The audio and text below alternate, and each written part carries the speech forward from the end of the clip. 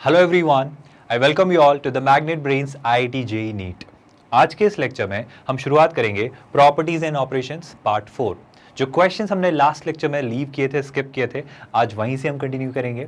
Mod पर based, absolute value function पर based वही सारे क्वेश्चंस को हम कंटिन्यू करेंगे और उसी के साथ हम कुछ और तरह के अलग अलग नए ऑपरेटर्स या ऑपरेशंस के बारे में सीखेंगे और इस लेक्चर को अच्छे से कल्मिनेट करेंगे। सो आई होप आज का एजेंडा आप सभी को क्लियर है। But before we start this lecture, बड़ी सिंपल सी बात हम डिस्कस करेंगे, ध्यान से सुनिएगा। आई होप आपको पता है आईआईटी जेईई नीट का जो ये मैग्नेट ब्रेन्स का मॉड्यूल है वो आपके लिए क्या क्या लेकर आता है। So it brings first of all topic wise explanation videos, हर चैप्टर के हर टॉपिक के डिटेल्ड इलस्ट्रेशंस, एग्जांपल्स, हर चीज का एक प्रॉपर वीडियो सॉल्यूशन आपको प्रोवाइड किया जाता है at free of cost. And at free of cost this all is everything available at free of cost. आपको हर टॉपिक पर डीपीपीस दिए जाते हैं, प्रैक्टिस के लिए काफी सारे questions. This is all available on the magnet Brains website. Apart from that, in DPPs के आपको वीडियो सॉल्यूशंस भी फ्री ऑफ कॉस्ट मिलते हैं। हम इंश्योर करते हैं कि हम हर टॉपिक कर, हर चैप्टर के आपको मिनिमम किसी ना किसी तरीके से कम 500 क्वेश्चंस एमसीक्यूज प्रैक्टिस करवाएं। विल इंश्योर कि हर टॉपिक के, हर चैप्टर के आपको पिछले 20 साल के आईआईटी जेईई मेंस और एडवांस के भी क्वेश्चंस करवाए जाएं।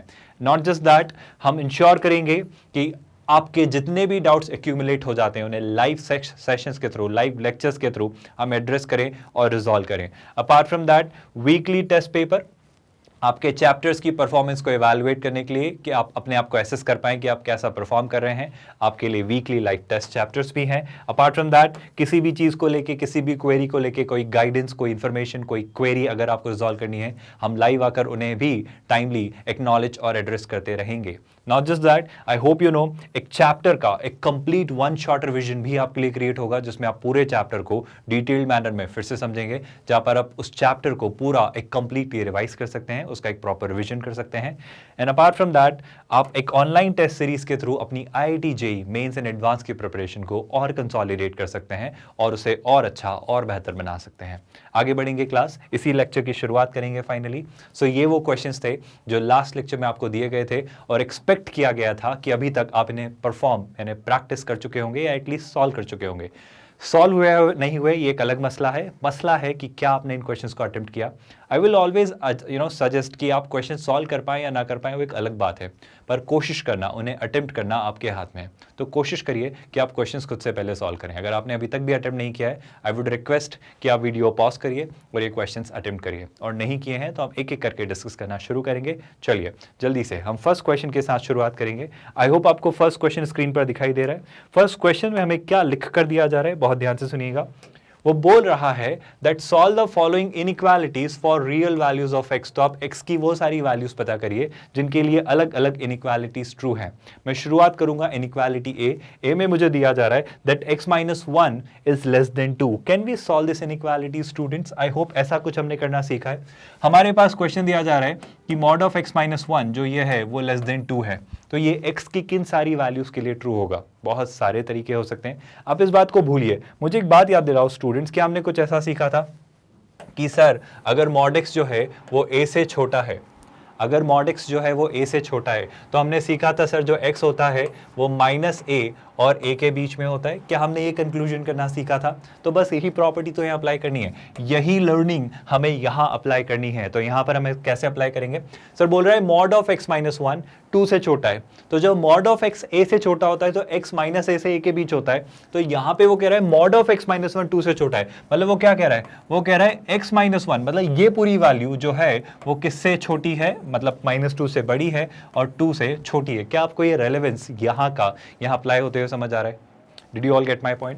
और अगर मैं इसे थोड़ा और सिंप्लीफाई करूं तो क्या मैं एक काम कर सकता हूं? आई होप आपको ये बात पता है, इनइक्वालिटीज में मैं तीनों साइड किसी एक वैल्यू को ऐड या सब्ट्रैक्ट कर सकता हूं और साइन चेंज नहीं होगा। मैं चाह रहा हूं कि मैं यहाँ पे सिर्फ x रखूं, तो मैं एक काम करता हूं, मैं तीनों साइड्स +1 ऐड कर देता हूं, मतलब मैं 1 को ऐड कर देता हूं। जैसे ही आप +1 ऐड करेंगे तो देखो हो जाएगा -2 +1, यहाँ हो जाएगा x माइनस 1 +1 और यहाँ हो जाएगा 2 +1। हालांकि इतना अगर आप लिखते हैं तो एक आप आईआईटी जेईई एस्पिरेंट नहीं है, मतलब अगर इतनी बारीक से बारीक स्टेप आपको लिखनी पड़ रही है तो आप 8th स्टैंडर्ड में पढ़ रहे हैं फिलहाल, तो आप प्लीज इस बात को समझिए, +1 वाला ऑपरेशन वहीं उसी स्टेप पे परफॉर्म हो जाना चाहिए था।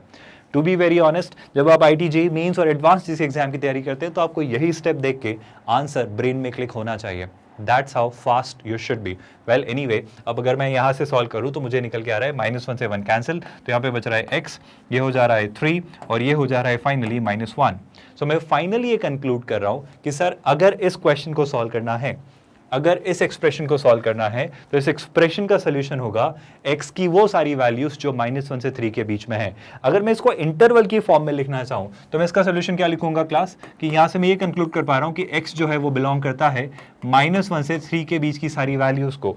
बट हमारे पास एक बड़ा इंपॉर्टेंट सा कंक्लूजन है कि -1 से 3 के बीच की सारी वैल्यूज, लेकिन -1 and 3 are need not be included, मतलब -1 और 3 को इंक्लूड नहीं करना है। और अगर -1 और 3 को इंक्लूड नहीं करना है तो मैं इनके ऊपर किस तरह का ब्रैकेट यूज करूंगा students, I hope you are understanding. हम इनके ऊपर ओपन ब्रैकेट यूज करेंगे। अच्छा सोच के देखो, बस छोटा सा चेंज आ जाता अगर ये क्वेश्चन कुछ और होता। ये क्वेश्चन मान लो थोड़ी देर के लिए कैसा होता, अगर इस क्वेश्चन में मान लो यहाँ पे लेस देन के बजाय कौन सा साइन होता, इक्वल, और अगर लेस देन के बजाय यहाँ पर इक्वल साइन होता तो मैं इन दोनों ब्रैकेट्स को फिर क्या कर देता स्टूडेंट्स, ये दोनों ब्रैकेट फिर हमारे हो जाते क्लोज्ड ब्रैकेट। क्योंकि उस केस में जैसे ही वो इक्वल का साइन होता, मतलब यहाँ पे इक्वल हो जाता, जैसे ही इक्वल होता तो यहाँ इक्वल हो जाता, मतलब यहाँ इक्वल हो जाता और यहाँ इक्वल हो जाता, मतलब फिर हमारा सोल्यूशन क्या होता, -1 से 3 के बीच की सारी वैल्यूज। आई होप आपको ये सोल्यूशन समझ आया। आई होप आपको समझ आया कि इस तरह के क्वेश्चंस को कैसे वर्कआउट करना है, इस तरीके की चीज़ों को कैसे इमेजिन करना है। मैंने बेसिकली कोशिश की है कि मॉड पे सारी वैरायटी हम ट्राई करें, ताकि आपको मॉड पे एक अच्छी डिटेल्ड कंप्लीट स्टडी मिले कि हाँ मॉड के क्वेश्चंस को कैसे कैसे वर्कआउट किया जाता है। वेल हम आगे बढ़ेंगे और अब हम नेक्स्ट क्वेश्चन ट्राई करेंगे, जहाँ पे बोला जा रहा है कि अगर मॉड ऑफ x-3 5 से बड़ा है तो ये x की किन किन वैल्यूज के लिए सेटिस्फाइड है, मतलब x की कौन कौन सी ऐसी वैल्यूज हैं जो यहां रखने पर इस इनइक्वालिटी को सेटिस्फाई करेंगी। तो जल्दी से ट्राई करते हैं। हमारा क्वेश्चन है कि मॉड ऑफ x-3 5 से बड़ा होना चाहिए, तो जल्दी से इसे सॉल्व करेंगे। The question says mod of x-3 should be greater then 5। I hope वापस से मैं अगर तुम्हें कुछ रिकॉल करवाना चाहूँ, कुछ याद दिलाना चाहूँ, तो क्या तुम ये याद कर पा रहे हो कि सर जब हमसे कोई कहता था कि मॉड x जो है वो a से बड़ा है, अगर मॉड x जो है वो a से बड़ा है तो मैं कहूँगा कि सर ये जो मॉड x है वो या तो a से बड़ा होना चाहिए, वो या तो a से बड़ा होना चाहिए, या फिर वो जो x है वो -a से छोटा होना चाहिए। आपको याद होगा ना, हम ऐसा कुछ करना सीखा है, मतलब इसको ऐसा लिखा करते थे कि वो एक सेकेंड, वो कहाँ से कहाँ तक होता था, वो -∞ से -a तक हुआ करता था, और यानी यूनियन वो a से इन्फिनिटी तक हुआ करता था। और यहाँ पे इक्वल साइन नहीं लगा, इसलिए मैं -a और a के ऊपर ओपन ब्रैकेट यूज करूंगा। यही सेम कहानी हम यहाँ अप्लाई करेंगे, और वर्ड को मैं बहुत बारीकी से, बहुत सफाई से यूज करूंगा। तो बहुत ध्यान सुनेगा। जब कोई कह रहा है x-3 का मॉड 5 से बड़ा है, तो वो ये कह रहा है क्लास, अगर मैं x-3 को यूज करूं तो मैं क्या कहूंगा कि सर ये जो x-3 है वो होना चाहिए 5 से बड़ा, और माने यूनियन, तो आखिरी में मैं यूनियन लगा दूंगा, और ये जो है x-3 वो होना चाहिए छोटा -5 से। देखो मैंने क्या कहा, x-3 5 से बड़ा हो या फिर x-3 -5 से छोटा हो। क्या आपको ये बात समझ आई? आई होप आप यहीं से वर्कआउट कर सकते हो। अगली स्टेप क्या होने वाली है स्टूडेंट्स, नेक्स्ट स्टेप में आप क्या करोगे, यहाँ पे दोनों तरफ +3 कर दोगे, तो जैसे यहाँ पे +3 करोगे तो ये हो जाएगा x, और जैसे यहाँ पे +3 करोगे तो 5 + 3 8, मतलब इसके अकॉर्डिंग x जो है वो 8 से बड़ा होना चाहिए। या फिर वो क्या कह रहा है, मैं इस तरफ भी दोनों तरफ +3 कर देता हूँ, तो जब लेफ्ट हैंड साइड +3 किया तो ये हो जाएगा x, लेकिन जब यहाँ -5 + 3 करेंगे तो ये हो जाएगा -2। क्या आपको ये पूरा सोल्यूशन समझ आया? सोल्यूशन बड़ा आसान सा है। मैं अगर इसको नंबर लाइन पे प्लॉट करके बताऊँ, देखो ऐसा सब सीखने या बताने की जरूरत नहीं है, बहुत बेसिक सी बात है। ये -2 है और ये 8 है, -2 से छोटी सारी वैल्यू और 8 से बड़ी सारी वैल्यू, है ना, लेकिन -2 और 8 को इंक्लूड नहीं करना है, तो -2 से छोटी सारी वैल्यू और 8 से बड़ी सारी वैल्यूज। हम इसको कैसे लिखेंगे क्लास, हम लिखेंगे कि x बिलोंग करता है -∞ से -2 तक की सारी वैल्यूज, -2 पर ओपन ब्रैकेट, और मीन्स व्हाट, या तो ऐसा होगा या ऐसा होगा, यानी यूनियन के साथ क्या, 8 से बड़ी वैल्यूज, तो 8 से इन्फिनिटी तक की सारी वैल्यूज, और -∞ और इन्फिनिटी पे हम एनीवे ओपन ब्रैकेट यूज करते हैं। तो क्या आपको ये सोल्यूशन, ये क्वेश्चंस और इनके एक्सप्लेनेशन समझ आ रहे हैं? आई होप कोई ऐसा तो फील नहीं कर रहा है कि मैं बहुत तेज़, बहुत स्पीड में पढ़ा रहा हूँ, कुछ स्टेप स्किप कर रहा हूँ, ऐसा कुछ तो फीलिंग अब कन्वे नहीं हो रही है I think. And I hope यहाँ तक चीज़ें बहुत अच्छे से सॉर्टेड मैनर में समझ आ रही हैं आपको। मॉड का कंसेप्ट ब्रेन में आई थिंक बहुत अच्छे से क्लियर है, और अगर क्लियर है तो आई थिंक इसका जब हम आंसर लिखेंगे तो इसका आंसर क्या होगा भाई, इसका आंसर होगा -∞ से -2 और 8 से इन्फिनिटी। तो अगर ये क्वेश्चन हमें दिया जा रहा है, ये इक्वल का साइन है, हाँ this is the equal sign, तो ये क्या होगा भाई, यहाँ पे x बिलोंग करेगा माइनस इन्फिनिटी से -2, आई थिंक यही था, और यानी यूनियन में लिखूंगा 8 से इन्फिनिटी। क्या आपको एक बात याद आ रही है? अगेन अगर मैं इसमें थोड़ा सा चेंजेस करूं, मतलब यहाँ पे अगर मैं इक्वल साइन लगाऊं, तो जैसे ही हम यहाँ पे इक्वल साइन लगाते तो यहाँ पर भी इक्वल साइन आ जाता, मतलब यहाँ और यहाँ भी इक्वल साइन आ जाता, मतलब यहाँ और यहाँ भी इक्वल साइन आ जाता, और जैसे ही यहाँ और यहाँ इक्वल साइन आते हम -2 और 8 को भी इंक्लूड कर लेते, और अगर हम -2 और 8 को इंक्लूड कर रहे होते तो फिर ये जो दो साइंस हैं, कौन सा, ये और ये क्या बन जाते भाई, ये बन जाता क्लोज्ड ब्रैकेट। क्या आपको ये लाइन समझ आई? और जैसे ही ये क्लोज ब्रैकेट बन जाता तो हमारा सोल्यूशन कुछ ऐसा होता, फिर ये होता क्लोज ब्रैकेट और ये भी होता भाई क्लोज ब्रैकेट। आई होप आपके आंसर्स मैच हो रहे हैं। आंसर्स ये नहीं है, आंसर्स तो ये तब होते जब यहाँ पे इक्वल साइन है। मैंने वो आंसर लिख दिए जो आपके एक्चुअल आंसर होने चाहिए, and I am very sure काफ़ी सारे स्टूडेंट्स के आंसर मैच हो रहे होंगे, काफ़ी सारे स्टूडेंट्स के आंसर आ रहे होंगे, I am sure about that. चलिए क्वेश्चन 3, थर्ड क्वेश्चन, और क्वेश्चन नंबर सी हम ट्राई करेंगे। ये बड़ा इंटरेस्टिंग सा क्वेश्चन है, ये बड़ा ही इंटरेस्टिंग सा क्वेश्चन है। सुनो, वो कह रहा है कि सर आपका जो मॉड ऑफ x-1 है वो 0 से तो बड़ा हो और 3 से लेस देन इक्वल टू हो। बड़ी इंटरेस्टिंग सी बात वो कह रहा है। वो क्या कह रहा है? मॉड ऑफ x-1, वो बोलता है कि सर मॉड ऑफ x-1 जो है वो 0 से बड़ा होना चाहिए और लेस देन इक्वल टू 3 होना चाहिए। मुझे दो इनइक्वालिटीज एक साथ डाल के दे दी हैं, मैं एक काम करता हूँ, इनको ब्रेक करता हूँ। देखो, ये होना चाहिए एंड ये भी होना चाहिए, मतलब this should happen as well as this should happen. मैं क्या कह रहा हूं कि इधर से इतना बड़ा ले लो, लेकिन उधर ध्यान रखना उधर से उतना छोटा भी रखना, मतलब यहां से बड़ा करते जाओ लेकिन उस तरफ से छोटा भी करना, मतलब ये भी करना है एंड ये भी करना है, मतलब this as well as this, this and this. And means what? Intersection. मतलब मैं कॉमन लूंगा ना, मैं कहूंगा कि हाँ इससे बड़ा चलेगा लेकिन उससे छोटा भी करना है, तो इसके बहुत सारे सॉल्यूशंस होंगे, इससे छोटा करने पे भी बहुत सारे सॉल्यूशंस होंगे, तो मैं दोनों का कॉमन पार्ट लूंगा। आई होप आपको बात डाइजेस्ट हो रही है। अगर नहीं हो रही है तो मैं इस एग्जाम्पल के थ्रू बहुत डिटेल्ड मैनर में इसको समझाने जा रहा हूँ, बस ध्यान से सुनते जाइएगा, घबराना मत, बहुत ईजिली आपको समझ आएगा। मैं ये कह रहा हूँ कि पहले मैं इसको ब्रेक करता हूँ ऐसे, मैं कहता हूँ कि सर जो मॉड ऑफ x-1 है वो ग्रेटर देन 0 है। अब यहाँ पे और नहीं लगाएंगे, मैं लगाऊंगा एंड, मतलब ये भी होना चाहिए एंड ये भी होना चाहिए। मतलब कोई कहे कि सर x की वैल्यू मिनिमम -2 रखना, मैक्सिमम 5 रखना। देखो जैसे इसको ऐसे समझो, कोई कहे कि सर जो x है उसकी मिनिमम वैल्यू रखना आप -2, मतलब -2 से बड़ा होना चाहिए, तो आप नंबर स्केल पे क्या बोलोगे? आप बोलोगे ये रहा -2, तो -2 से, मतलब अगर इक्वल टू लगाता तो -2 से बड़ा कोई भी नंबर। पर फिर वो कहे कि सर एक मिनट रुको सर, x की वैल्यू 5 से छोटी भी रखना, तो यहाँ पे मान लो 5 है, तो कह रहा है 5 से छोटी भी रखना। कुछ क्लिक हुआ? अरे सर बड़ी सिंपल सी बात है, क्या क्लिक होना चाहिए यहाँ पे? क्लिक ये होना चाहिए कि सर इधर बोल रहा है -2 से बड़ा लेकिन 5 से छोटा भी होना चाहिए, तो मैं क्या बोलूंगा? -2 से 5 के बीच के नंबर की बात हो रही है, मतलब -2 और 5 का क्या ले लोगे? -2 और 5 का इंटरसेक्शन हम ले लेंगे। हाँ, बशर्ते 5 पे इक्वल साइन नहीं था तो 5 पे ओपन ब्रैकेट और -2 पे क्लोज ब्रैकेट। तो मैं इसको जनरलाइज करके क्या लिखूंगा? मैं लिखूंगा -2 से 5, लेकिन -2 पर क्लोज्ड और 5 पर ओपन। मैंने क्या लगाया? This and this, this and this means what? It is intersection, मतलब इसका और इसका इंटरसेक्शन, मतलब कॉमन पार्ट जहां पे दोनों सेटिस्फाई हो रहे हो। आई होप आपको ये बात समझ आ रही है कि दोनों का सेटिस्फाई होना क्यों जरूरी है। एक कह रहा है -2 से बड़ा, एक कह रहा है 5 से छोटा, तो वो कॉमन वैल्यूज जो दोनों के लिए ट्रू है, मतलब -2 से बड़ी भी है एंड 5 से छोटी भी है, तो इंटरसेक्शन लेना होगा। यही बात तो यहाँ पे होगी कि सर 0 से बड़ा होना चाहिए लेकिन 3 से छोटा, तो 0 से बड़ा ये रहा, एंड मैं क्या लिख दे रहा हूँ यहाँ पे? एंड, ताकि आपको याद रहे एंड का मतलब इंटरसेक्शन होता है। एंड एक और चीज हमें इंश्योर करनी है कि मॉड ऑफ x-1 जो है वो 3 के इक्वल या इससे छोटा हो। क्या आपको ये क्लियर हो रहा है? और अगर ऐसा कुछ है तो मैं थोड़ा और इसको आगे बढ़ाता हूँ और वापस हम वही बात पे आते हैं जो हमने सीखी है। क्या आपको याद है? क्या आपको याद है कि हमने सीखा है? सर हमने बहुत अच्छे से सीखा है। याद करो स्टूडेंट्स कि अगर mod x greater then a है तो x जो होता है वो ग्रेटर देन a होता है, या फिर x जो होता है वो लेस देन -a होता है। सेम बात यहाँ पे, पर यहाँ पे ज़्यादा दिमाग लगाने की ज़रूरत नहीं है। पता है क्यों? सोच के बताओ। सर मॉड ऑफ x-1 तो 0 से बड़ा ही होगा ना। आप नहीं समझे मैंने जो बोला। बस एक एक्सेप्शन यहाँ पे आने वाला है, उसके अलावा बाकी सब कुछ सॉर्टेड है। पता है क्या? सर ये मॉड है, मॉड यानी पॉजिटिव वैल्यू, मतलब ऑब्वियसली अगर ये 0 नहीं होता तो पॉजिटिव वैल्यू, और अगर ये कोई पॉजिटिव वैल्यू है तो वो 0 से तो हमेशा बड़ी होती है ना। बस एक ही प्रॉब्लम है। क्या प्रॉब्लम है? कि सर x-1 0 नहीं होना चाहिए, मतलब यहाँ से ये निकल के आ रहा है। आई होप मेरी बात आप समझ पा रहे हो।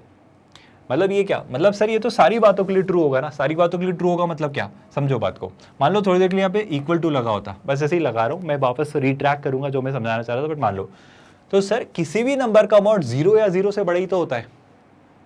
आप ले लो ना कोई सा भी नंबर, आप ले लो 2.5 तो इसका मॉड क्या होगा 2.5, आप ले लो -3.2 तो इसका मॉड क्या होगा 3.2, आप ले लो 0 तो 0 का मॉड क्या होगा 0। तो दुनिया के किसी भी तरीके के नंबर का मॉड 0 या 0 से बड़ा ही होता है।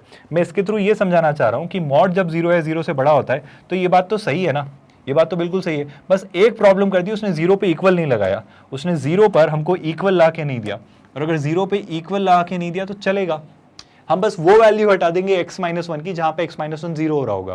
क्या आप मेरी बात समझ पा रहे हो? मतलब यहां से मुझे पता है x-1 सर x की सारी वैल्यूज के लिए 0 से बड़ा होगा, बस 0 से बड़ा रखना है ना, 0 नहीं चाहिए। तो मैं काम करता हूं, मैं x-1 जहां पे 0 हो रहा है वो वैल्यू हटा देता हूं। तो x-1 0 कब हो रहा है सर, x की वैल्यू 1 पे, तो मुझे पहले तो इंश्योर करना है कि x 1 नहीं हो सकता। Did you get my point? मुझे यहाँ से इंश्योर करना है कि x1 नहीं हो सकता है, x1 के अलावा कुछ भी हो सकता है। मैं ऐसा इसलिए कह रहा हूँ, तुम खुद सोच के देखो, x कुछ भी ट्राई कर लो, लेट्स से x की वैल्यू 2 ट्राई की तो 2 - 1 का मॉड 1, 1 ग्रेटर देन 0, सही है। x की वैल्यू -2 ट्राई करो, -2 ट्राई किया तो -2 - 1 -3, -3 का मॉड 3, 3 इज ग्रेटर देन 0। मैं कहना चाह रहा हूँ कि कोई भी वैल्यू रखो ये हमेशा ट्रू होगा, बस प्रॉब्लम कहाँ आएगी 1 पे। 1 - 1 0, 0 का मॉड 0, क्या 0 0 से बड़ा होता है? नहीं, ये फॉल्स है। तो बस मुझे इंश्योर करना है कि इसके अंदर ये जो x-1 है ये कम से कम बस 0 ना हो, और 0 कब होगा जब x 1 होगा। तो मुझे इंश्योर करना है कि x कभी भी 1 नहीं हो, एंड एज वेल एज, और इसके साथ क्या होना चाहिए, और इसके साथ ये होना चाहिए कि मॉड ऑफ x-1 3 से छोटा है उसके इक्वल होना चाहिए। एक और बात मैं याद दिला दूं कि आपको ये याद है कि सर मॉड ऑफ x अगर a से छोटा है, अगर मॉड ऑफ x a से छोटा है तो हम कहते हैं x जो है, हम कहते हैं कि जो x है वो -a से a के बीच में होता है। क्या आपको ये बात याद आई? और अगर आपको ये बात याद आई तो हम इसे यहाँ अप्लाई करेंगे। हमें ये अप्लाई करना है कि सर ये जो x-1 है, ये जो x-1 है ये किस किस के बीच होगा, ये -3 से 3 के बीच में होगा। आई होप आपको समझ आ रहा है। और अगर x-1 -3 से 3 के बीच में है तो अगेन मैं क्या करूंगा, मैं x लेना चाहूंगा, मुझे x-1 नहीं चाहिए, मुझे x चाहिए। तो मैंने दोनों तरफ +1 ऐड किया तो -3 + 1 कितना होता है -2, यहाँ पे क्या बचा x, और यहाँ पे +1 किया तो कितना 4। मतलब यहां से मुझे पता चला कि x जो है वो -2 से 4 के बीच होना चाहिए। अब देखना इंटरसेक्शन क्या होता है, इंटरसेक्शन बड़ी इंटरेस्टिंग सी बात है। इंटरसेक्शन कैसे आप प्लॉट करते हो सुनना, ये नंबर स्केल है, ये नंबर स्केल पे आपके -∞ से इन्फिनिटी तक की सारी वैल्यूज है। बहुत ध्यान से सुनना, इसी तरीके से करना शुरुआत में, आप चीज़ें आसानी से कर पाओगे। हालांकि बहुत सारे स्टूडेंट्स को दिख गया होगा कि आंसर क्या है, बट फिर भी मैं जो तरीका सिखा रहा हूँ वैसे करना सीखना। ये बहुत सिस्टमैटिक और ऑर्गेनाइज्ड अप्रोच है, और जब आंसर्स बहुत कॉम्प्लिकेटेड होंगे तो ऐसे सोचना और अच्छा रहेगा, आंसर सही आएंगे।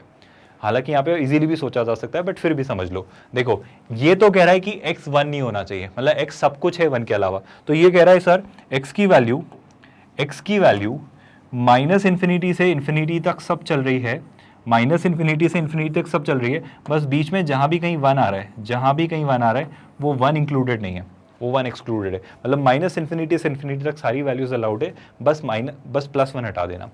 और ये भाई साहब क्या कह रहे हैं सर, ये भाई साहब कह रहे हैं सर कि आप बहुत सॉर्टेड चल रहे हो, आप बहुत सही जा रहे हो, बस एक बात का ध्यान रख लो, बस एक इतनी सी बात का ध्यान रख लो कि आप x की वैल्यू -2 से 4 तक रख दो। मतलब यहाँ कहीं होगा -2 और यहाँ कहीं होगा 4। तो ये कह रहा है -2 से 4। हालांकि ऑब्वियसली मैंने एक गलती कर दी, मैंने एक बहुत गंदी सी बहुत बड़ी गलती कर दी है जो आपको ध्यान रखनी चाहिए थी। सर अगर यहाँ लेस देन इक्वल टू है, अगर यहाँ लेस देन इक्वल टू है तो ये इक्वल होना चाहिए था। ऐसी बारीक सी गलतियों का ध्यान रखिएगा, इन्हीं से सारे ऑप्शंस मैटर करते हैं। मतलब option A B C D में वही ओपन और क्लोज ब्रैकेट होंगे और आप आइडेंटिफाई नहीं कर पाओगे, और ऐसी गलती करके सही क्वेश्चन को भी गलत मार्क करके आओगे। तो इस गलती से ध्यान रखना कि ऐसे सिली एरर्स आपको नहीं करने। तो अगर यहाँ लेस देन इक्वल टू था तो यहाँ भी लेस देन इक्वल टू होगा। I hope most of the students must have realised कि मैंने गड़बड़ कर दी है। और यहाँ पे भी मैं क्या लगा लूंगा, इक्वल का साइन। इसका ये मतलब है कि सर -2 से 4 के बीच की सारी वैल्यूज और -2 और 4 को भी क्या करना है, इंक्लूड। और जब आपने बोला था एंड, तो सर एंड का मतलब क्या होता है, एंड का मतलब होता है सर, एंड का मतलब होता है इंटरसेक्शन। इंटरसेक्शन मतलब इन दोनों का कॉमन, और इन दोनों का कॉमन कहाँ पर दिख रहा है, इन दोनों का कॉमन मुझे यहाँ से दिख रहा है, कहाँ तक, 4 तक। और अगर ये कॉमन हिस्सा दिख रहा है 2 से 4 तक, बस शर्ते बस मुझे ये 1 हटाना है क्योंकि 1 पे ये वाला पार्ट एग्जिस्ट नहीं करता है। आई होप कॉमन दिख रहा है। कॉमन क्या होता है इसमें और इसमें जो कॉमन है, तो मेरा आंसर होगा सर x की सारी वैल्यूज कहाँ से कहाँ तक, -2 से 4 तक। मैंने -2 और 4 को इंक्लूड क्यों किया, क्योंकि -2 एंड 4 के ऊपर इक्वल का साइन है, लेकिन बस एक वैल्यू हटा देनी है सर। कौन सी वैल्यू हटा देनी है, 1। और 1 को मैंने किसके अंडर लिया, सेट के अंदर, क्योंकि सिर्फ एक ही वैल्यू हटानी है, बस 1 मत लेना सर। अच्छा, इसी बात को एक और तरीके से लिख सकते थे क्या, हाँ लिख सकते थे। मैं इसको ऐसे भी तो लिख सकता था सर, मुझे क्या चाहिए, मुझे चाहिए सर कि जो x है वो क्या होना चाहिए सर, x जो है वो -2 से 1 तक हो जाए। सुनना ध्यान से, मैं क्या बोल सकता था इसको, -2 से 1 तक हो जाए और 1 से कहाँ तक हो जाए भाई, 1 से 4 तक हो जाए। तो देखो इस तरीके में भी तो हमने सब कुछ सही किया है। मतलब हो सकता है एग्जाम में तुम्हें आंसर या तो ऐसा लिखा हुआ दिखे या फिर एग्जाम में आंसर तुम्हें ऐसा लिखा हुआ दिखे, तो दोनों बातें सेम है। सेम क्यों है, देखो -2 से 1 तक आए, 1 को नहीं लिया, फिर 1 से 4 तक गए, 1 को वापस नहीं लिया। तो हाँ, आपने -2 से 4 तक की सारी वैल्यूज ले ली एक्सेप्ट 1। तो this is one of the ways -2 से 4 तक के सारे वैल्यूज लेने का, जिसमें आपने 1 को हटाया। या फिर एक तरीका है कि आपने बोला चलो -2 से 4 तक सारे ले लो और सर 1 हटा दो। दोनों बातें सेम है ना। मतलब आप कहो कि मैं इंदौर से भोपाल गया लेकिन बीच में मैंने देवास छोड़ दिया, मतलब देवास नहीं गया, मैं देवास से बाहर आ गया। या फिर आप बोलो मैं इंदौर से देवास बाईपास पे गया और देवास बाईपास से भोपाल आया, मतलब आप देवास में एंटर ही नहीं कर रहे हो। It's like this. I hope you got my point. My point is very simple. The point is कि या तो आप उसको अलग से हटा के बता दो पूरे सेट में से, या फिर वहाँ से वहाँ, फिर वहाँ से वहाँ, और उस वहाँ वाले को जो बीच वाला पार्ट है उसको हटा दो। उसको बोली मत कि उसको मैं इंक्लूड कर रहा हूँ, ओपन ब्रैकेट में रख लो। क्या आपको ये option C, sorry question number C समझ आया? ये क्वेश्चन नंबर सी बड़ा इंटरेस्टिंग और बड़ा आसान सा था। मैं इन क्वेश्चंस के थ्रू आपको वही बातें जो एंड और पे मैंने बहुत एम्फेसाइज किया था कि देखो यूनियन और इंटरसेक्शन काम आएंगे। और का मतलब यूनियन होता है, एंड का मतलब इंटरसेक्शन होता है, कहाँ पे हम कॉमन लेंगे, कहाँ पे सेम लेंगे, ये सारी बातें रिकॉल करवाने की कोशिश कर रहा हूँ। और अगर ये बातें समझ आई तो मैं अब आता हूँ क्वेश्चन नंबर डी पे। क्वेश्चन नंबर डी बड़ा इंटरेस्टिंग सा क्वेश्चन है। वो कह रहा है mod of x - 1 plus mod of 2x - 1 is equal to mod of 3x - 4। इस तरह के क्वेश्चंस को कैसे करते हैं हम वो समझेंगे। वो कह रहा है, बहुत ध्यान से सुनिएगा, क्वेश्चन क्या लिखा है क्लास, ध्यान से सुनो। They write mod of x - 1 plus mod of 2x - 1 plus mod of 2x - 1 is equal to mod of 3x - 4। so that's what they have written। I think यही कुछ लिखा है उन लोगों ने। चलिए, यहां तक उन्होंने लिखा है mod of x - 1 plus mod of 2x - 1 is equal to mod of 3x - 4। I think यही है, कुछ गलती हमने नहीं की है। अब इस क्वेश्चन को सॉल्व करेंगे। इस तरह के क्वेश्चंस को सॉल्व करने के बहुत सारे अलग अलग तरीके हैं, मतलब बहुत सारे ट्रेनर्स अपने अपने तरीके यूज़ करते हैं। आप एक साइड ले जाओ, दोनों का स्क्वायर कर दो। मॉड पे हमेशा स्क्वायर करना है सजेस्टेड, क्योंकि मॉड को स्क्वायर करने से कुछ फर्क नहीं पड़ेगा, क्योंकि मॉड भी पॉजिटिव होता है, स्क्वायर भी पॉजिटिव होता है, तो मॉड और स्क्वायर आर ऑलमोस्ट इक्विवेलेंट, काम बन जाता है। लेकिन कुछ और भी सोचा जा सकता है। मैं हमेशा सजेस्ट करूंगा क्रिटिकल पॉइंट्स निकालने की मेथड यूज़ करो, मतलब टर्मिनेशन पॉइंट निकालो। क्या कह रहा हूँ मैं वो समझाने की कोशिश करता हूँ। मैं कह रहा हूँ कि देखो समझो बात को, ये जीरो कहाँ होता है सर, ये जो mod x - 1 है, जो mod x - 1 जो है वो जीरो होगा x की वैल्यू 1 पे। मैं कह रहा हूँ ये जीरो कहाँ होगा ये पता करो। मैं कह रहा हूँ वेवी कर्व मेथड जैसा हम कुछ यूज़ करने वाले हैं, आपको याद आया वेवी कर्व मेथड, बट थोड़ा अलग तरीके से। मैं इस फंक्शन को रीडिफाइन करूंगा, इस एक्सप्रेशन को रीडिफाइन करूंगा। तो मैं क्या बोल रहा हूँ, मैं एक काम करता हूँ, पहले तो मैं कुछ अलग अलग डोमेन्स बनाता हूँ, कुछ अलग अलग सेक्शंस बनाता हूँ। मैं कैसे सेक्शन बना रहा हूँ, मैं कुछ अलग अलग पॉइंट्स पे इस फंक्शन को डिफाइन कर रहा हूँ। पहले तो x की वैल्यू 1 पे इसको ले रहा हूँ, एक क्रिटिकल पॉइंट निकाल रहा हूँ x की वैल्यू 1, तो कहीं ना कहीं क्या होगा भाई 1, है ना। x की वैल्यू 1/2 पे इसको डिफाइन कर ले रहा हूँ, तो कहीं ना कहीं एक बार मेरे पास क्या मिल रहा होगा 1/2। बस घबराना मत, बहुत मज़ेदार तरीका है ये, इससे बहुत आसानी से क्वेश्चन होगी। और एक x की वैल्यू ले रहा हूँ 4/3। 4/3 कैसे ले रहा हूँ, देखो ये वैल्यूज़ कैसे ली। मैंने एक बार क्या रखा, x - 1 को 0 के इक्वल, तो वहाँ से क्या आया x का वैल्यू 1 जो कि यहाँ मिला। फिर एक बार क्या रखा मैंने 2x - 1 को 0 के इक्वल, तो वहाँ से क्या आया x का वैल्यू 1/2, वो हमने यहाँ रख लिया। और यहाँ से जब 3x - 4 को 0 के इक्वल रखा तो उससे x की वैल्यू क्या आ गई भाई 4/3। आई होप आपको ये बात समझ आई।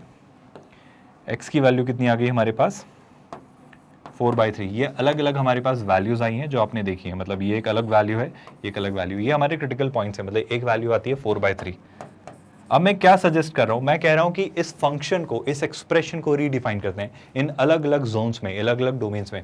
मतलब मैं अलग अलग जगह इसको डिफाइन करूंगा। माइनस इन्फिनिटी से 1/2 के लिए कुछ और होगा, 1/2 से 1 के लिए कुछ और होगा, 1 से 4/3 के लिए कुछ और होगा, और 4/3 से इन्फिनिटी के लिए कुछ और होगा। आई होप आपको मेरी बात समझ आ रही है। मैं बड़ी आसान सी बात कह रहा हूँ क्लास। याद करो मॉड की बेसिक सी डेफिनेशन क्या थी। हम मॉड की डेफिनेशन से चलते हैं क्लास। मॉड की बड़ी बेसिक सी डेफिनेशन हमने पढ़ी थी। मॉड की डेफिनेशन होती थी कि सर मॉड ऑफ एक्स जो होता है, मॉड ऑफ एक्स जो होता है वो दो तरीकों से परिभाषित या डिफाइंड होता है।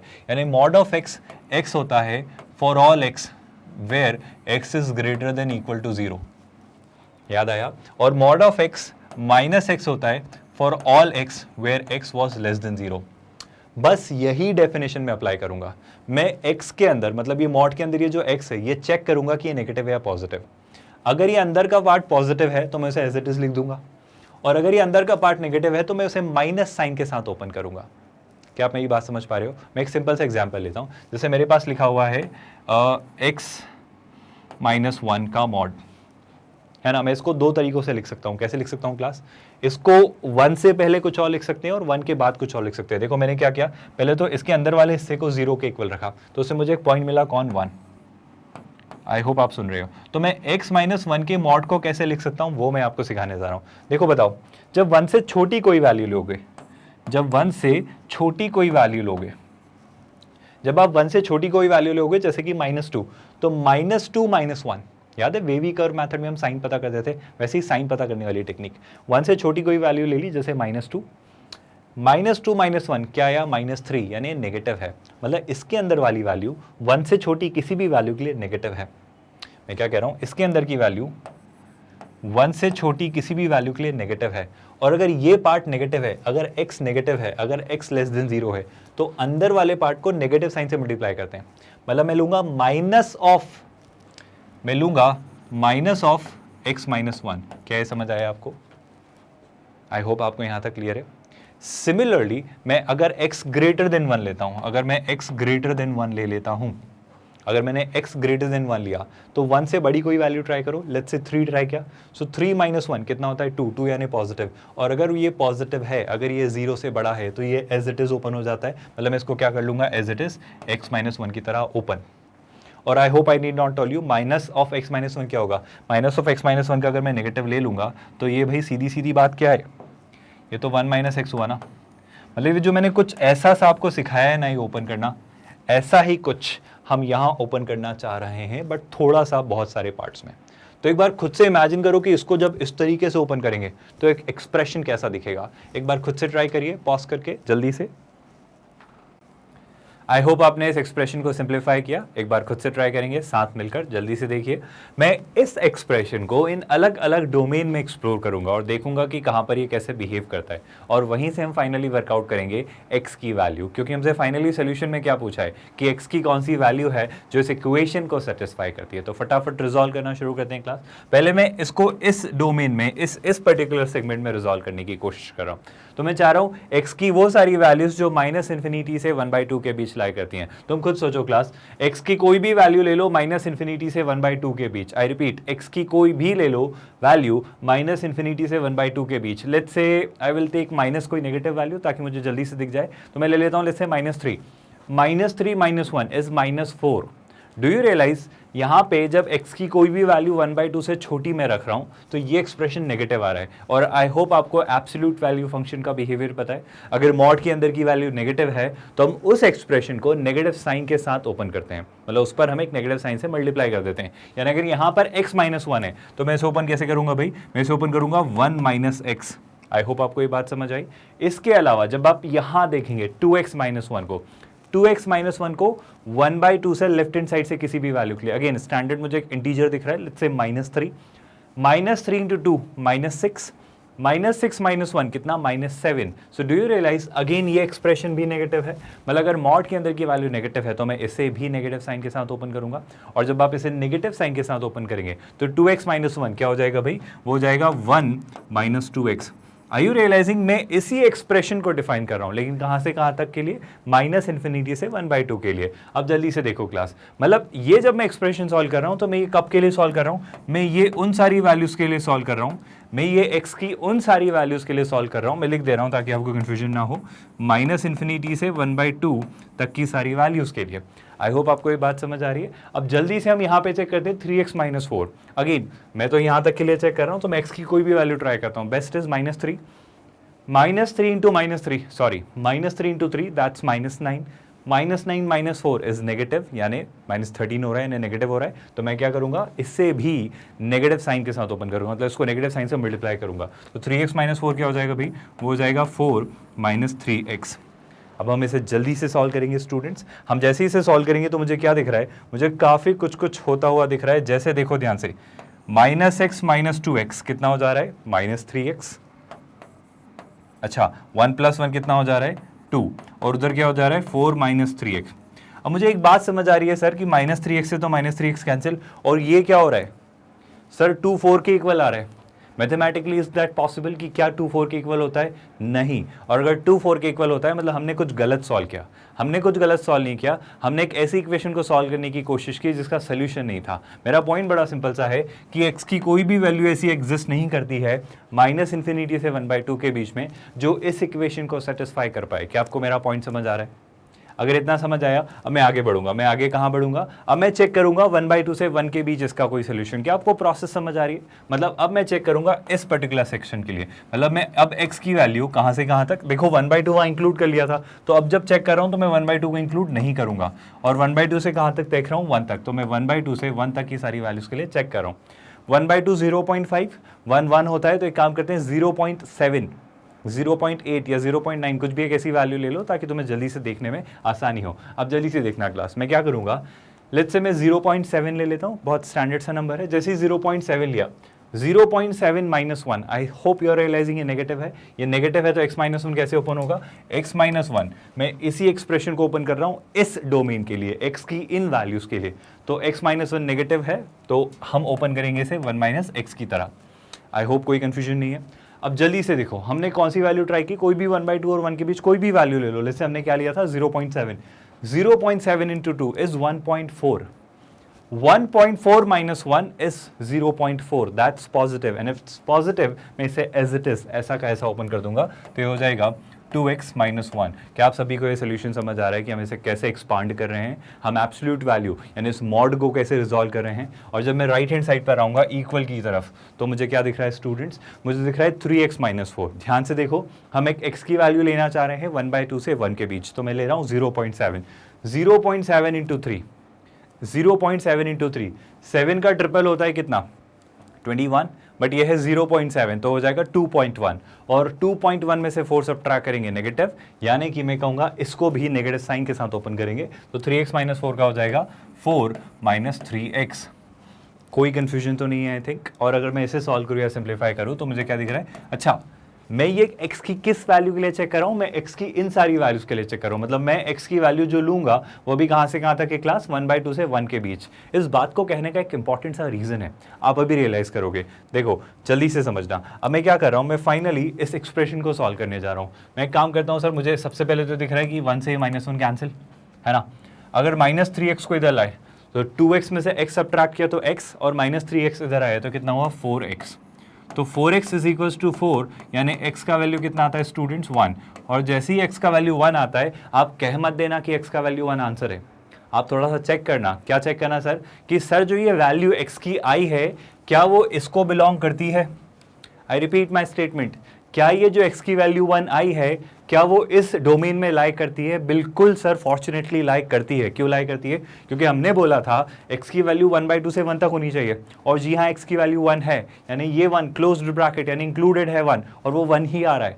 मतलब पहला सोल्यूशन जो इस एक्सप्रेशन का मुझे मिल रहा है वो आंसर क्या है, मतलब this is not the only answer, this is one of the answers. तो एक आंसर तो आ रहा है कि x की वैल्यू 1 इस इक्वेशन को सेटिस्फाई करेगी। आप रख के देख लो, यहाँ यहाँ और यहाँ आपकी LHS और RHS इक्वल आएंगे। क्या आपको ये सोल्यूशन समझ आ रहे हैं, हम कैसे इसे अप्रोच कर रहे हैं, वर्कआउट कर रहे हैं। अब मेरा अगला थॉट क्या होगा, मैं 1 से 4/3 के बीच की कोई वैल्यू ट्राई करूंगा। तो अब हम x की कौन सी वैल्यू के लिए ट्राई करेंगे स्टूडेंट्स, अब हम x की वैल्यू लेंगे। अब मैं x की वैल्यू लूंगा कोई सी भी, कहां से कहां तक, अब मैं लूंगा 1 से 4/3। बट डू यू रियलाइज 1 में इससे पिछले वाले सेगमेंट में इंक्लूड कर चुका हूं, तो अभी ऐसे एक्सक्लूड करेंगे, लेकिन 4/3 को मैं इंक्लूड कर लूंगा। आई होप आपको ये प्रोसेस समझ आ रही है। अब जल्दी से देखो, 1 से 4/3, 1 से 4/3 मतलब कौन सा जोन, 1 और 4/3, 1 यानी 1.3 समथिंग। तो एक काम करते हैं, हम एक वैल्यू ले लेते हैं 1.2। क्या आपको ये बात समझ आई?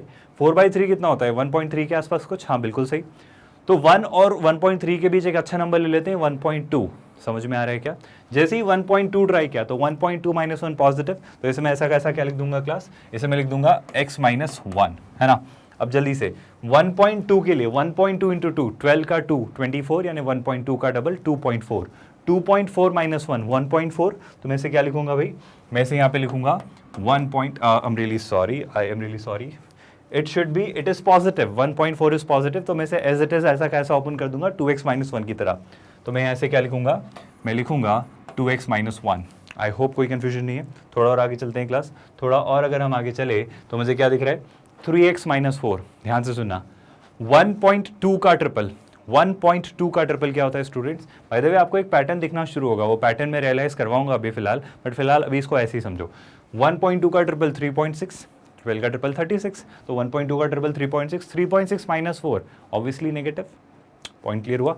नेगेटिव हुआ तो इसका क्या कर देंगे, इनवर्स, मतलब इसको नेगेटिव साइन के साथ मल्टीप्लाई कर देंगे। तो 3x - 4 क्या हो जाएगा भाई, ये हो जाएगा 4 - 3x। क्या मैं इसे सिंप्लीफाई कर सकता हूँ? जल्दी से देखते हैं क्या क्या हो जा रहा है। देखो मुझे दिख रहा है x + 2x और -3x को इधर लाए, तो मुझे x और 2x 3x दिख रहा है, वो 3x आके इधर कितना हो जा रहा है 6x, है ना। -1 - 1 कितना होता है, -2 को इधर लेके गए तो 4 + 2 कितना 6, और x की वैल्यू कितनी आ रही है 1। अरे सर ये तो हम पहले इंक्लूड कर चुके हैं, और एनीवे यहाँ पे आंसर नहीं होगा क्योंकि यहाँ पे 1 इंक्लूडेड नहीं है, 1 एक्सक्लूडेड है, और ये 1 तो हमारा ऑलरेडी आंसर आ चुका है ना। आपको दिख रहा है हम 1 ऑलरेडी निकाल चुके हैं, हमारा 1 ऑलरेडी आ चुका है पिछले वाले सिनेरियो के थ्रू, तो वो इस सिनेरियो के थ्रू भी 1 आना तय था, बट यहाँ पे इस बार हमने 1 को इंक्लूड नहीं रखा है, और anyway it does not make any sense कि आप 1 को वापस कहें। तो अब मैं फाइनली इसके अगले सेगमेंट की तरफ बढ़ रहा हूँ। अब अगला सेगमेंट क्या है स्टूडेंट्स? अगला सेगमेंट है कि सर 4/3 से इन्फिनिटी के बीच की कोई भी वैल्यू, मतलब अब हम ले रहे हैं x की सारी वैल्यूज जो कि 4/3 से इन्फिनिटी के बीच लाई करती हैं।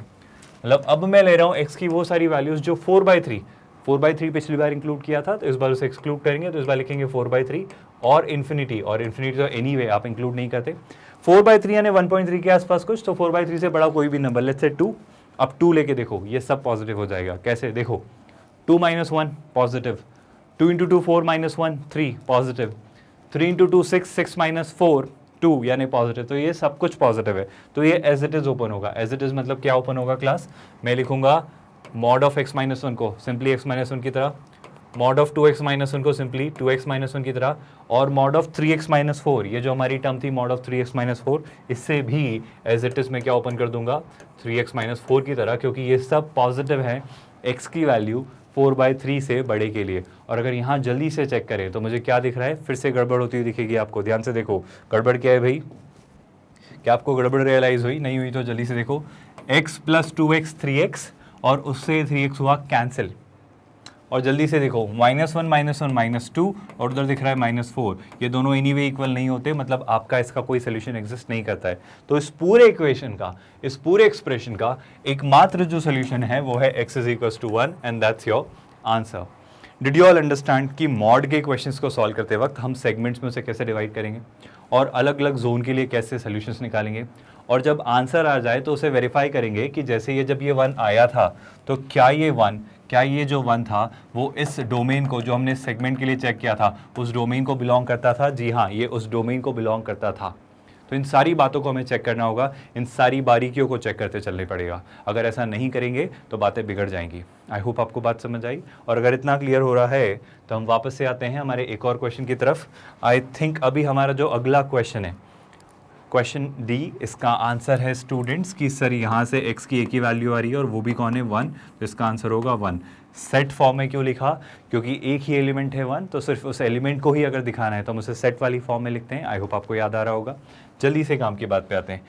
चलिए फाइनल क्वेश्चन सॉल्व करेंगे। ध्यान से देखिए, ये थोड़ा सा लेंदी और थोड़ा सा अजीब सा क्वेश्चन है, बट जो क्वेश्चंस लेंदी होते हैं ना वही आपको ज़्यादा से ज़्यादा डिटेल समझाते हैं। तो इस क्वेश्चन के थ्रू हम और ज़्यादा न्यू आंसर्स सीखेंगे, बस बने रहिएगा और इस क्वेश्चन को बहुत ध्यान से समझना।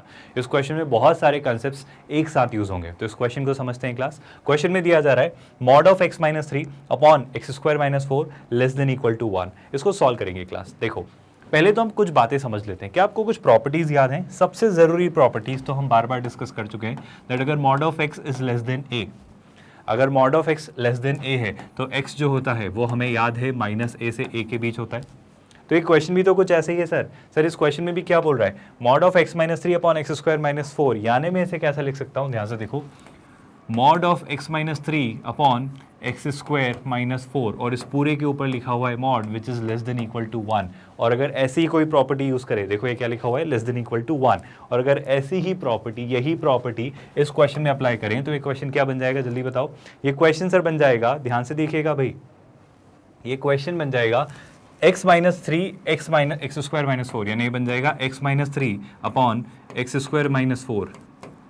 Now this whole will be treated as x less than equal to 1, less than equal to a। अगर यहाँ पे लेस देन इक्वल टू भी होता तो ये इक्वल टू हो जाता, तो ये जो a है वो माइनस a से बड़ा होगा और a से छोटा होगा, मतलब ये जो एक्सप्रेशन है ये -1 से तो क्या होगा भाई, बड़ा, एंड 1 से क्या होगा, छोटा, और इक्वल का साइन भी लगाएंगे। क्या यहाँ तक आपको बात समझ आई? अब मुझे क्या चाहिए, मेरी ये कंडीशन भी सेटिस्फाई होनी चाहिए एंड ये कंडीशन भी सेटिस्फाई होनी चाहिए, मतलब हम क्या लगाएंगे, एंड, और जैसे ही एंड लग जाता है कौन काम में आ जाता है क्लास, इंटरसेक्शन। तो पहले मैं ये वाला पार्ट सॉल्व करूंगा, फिर मैं ये वाला पार्ट सॉल्व करूंगा, बहुत ध्यान से सुनना। और जब हम इसे सॉल्व करने वाले हैं तो अब ध्यान से सुनिए, हमारे पास एक्सप्रेशन क्या है क्लास, मैं किसे सॉल्व कर रहा हूँ, मैं सॉल्व कर रहा हूँ x minus 3 upon x square minus 4, और इस एक्सप्रेशन को मैं चाह रहा हूँ greater than equal to -1। And हम एक और एक्सप्रेशन सॉल्व करेंगे, वो क्या होगा, x minus 3 upon x square minus 4 and that is less than equal to 1।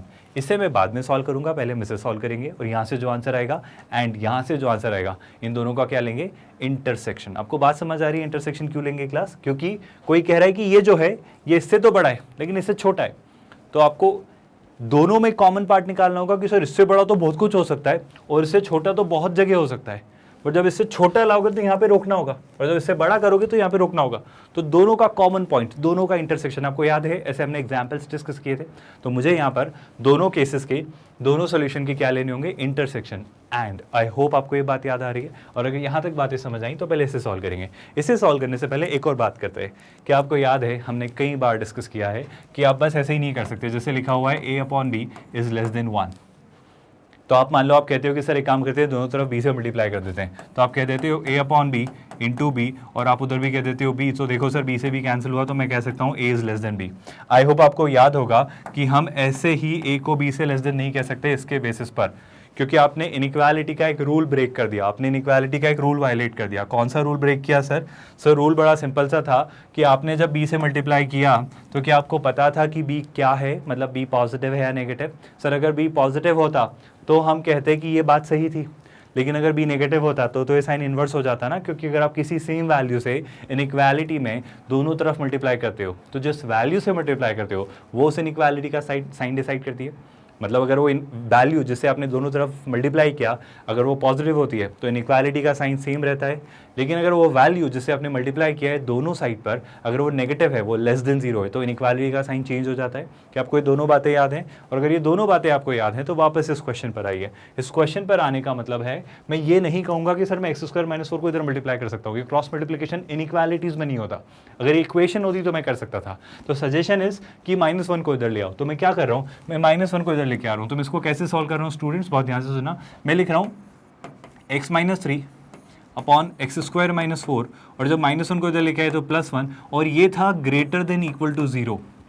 I hope आपको ये बात समझ आ रही है। अब जल्दी से यहाँ पे मैं क्रॉस मल्टीप्लिकेशन कर सकता हूँ, तो मैं क्या करूँगा, x माइनस 3 अपॉन, अच्छा एक और बात, पूरे क्वेश्चन को सॉल्व करने से पहले सबसे ज़रूरी बात, कि आपको ये बात रियलाइज़ हो रही है कि सर कुछ भी हो हमें एक चीज़ तो सबसे पहले शुरू में दिख ही गई है कि एक्स स्क्वायर माइनस 4 नेगेटिव नहीं हो सकता, क्योंकि एक्स स्क्वायर माइनस 4 क्या है सर, एक्स स्क्वायर माइनस 4 एक डिनोमिनेटर है, और डिनोमिनेटर में रखी हुई वैल्यू नेगेटिव नहीं हो सकती। मतलब x square minus 4 can not be 0, और अगर एक्स स्क्वायर माइनस 4 0 नहीं हो सकता मतलब x square can not be 4, और अगर एक्स स्क्वायर 4 नहीं हो सकता तो कहना है से x जो है वो +-2 नहीं हो सकता। आई होप यू अंडरस्टैंड कि जब 4 का आप अंडर रूट लेंगे तो वो सिर्फ 2 नहीं होगा, 4 का अंडर रूट प्लस माइनस 2 होगा। Did you get my point? मतलब x की सबसे पहली जो सबसे क्रूशियल वैल्यूज हमको पता चली कि सर आप कोई भी आंसर ले आना, उस आंसर में ये बात जरूर चेक करना कि कहीं आपने +2 और -2 तो इंक्लूड नहीं कर लिया, क्योंकि अगर आपने +2 और -2 इंक्लूड कर लिए तो आपने गड़बड़ कर दी, आपने डिनोमिनेटर को 0 बना दिया, और डिनोमिनेटर 0 बनते ही ये सब कुछ नॉट डिफाइंड हो जाएगा। तो हमारा आंसर जो भी आएगा हम उसमें ये इंश्योर करेंगे कि हम -2 और +2 हटा दें। ये हमारी आखिरी की बात है, जो लास्ट चेक हम अप्लाई करेंगे क्वेश्चन को सॉल्व करते वक्त। फिलहाल वापस काम की बात पे आते हैं। हमारे पास प्रॉब्लम है x - 3, x² - 4 को यहाँ मल्टीप्लाई किया तो ये हो जाएगा x² - 4 डिवाइडेड बाई x² - 4। इसे हम ऐसा कैसे ही रखते हैं। क्या मैं x² - 4 को ऐसा लिख सकता हूँ x - 2 x + 2? आई होप हम लिख सकते हैं is greater than equal to 0। मैं इस वाले पार्ट को ऐसे ही सॉल्व करता चला जा रहा हूँ, बस ध्यान से समझना।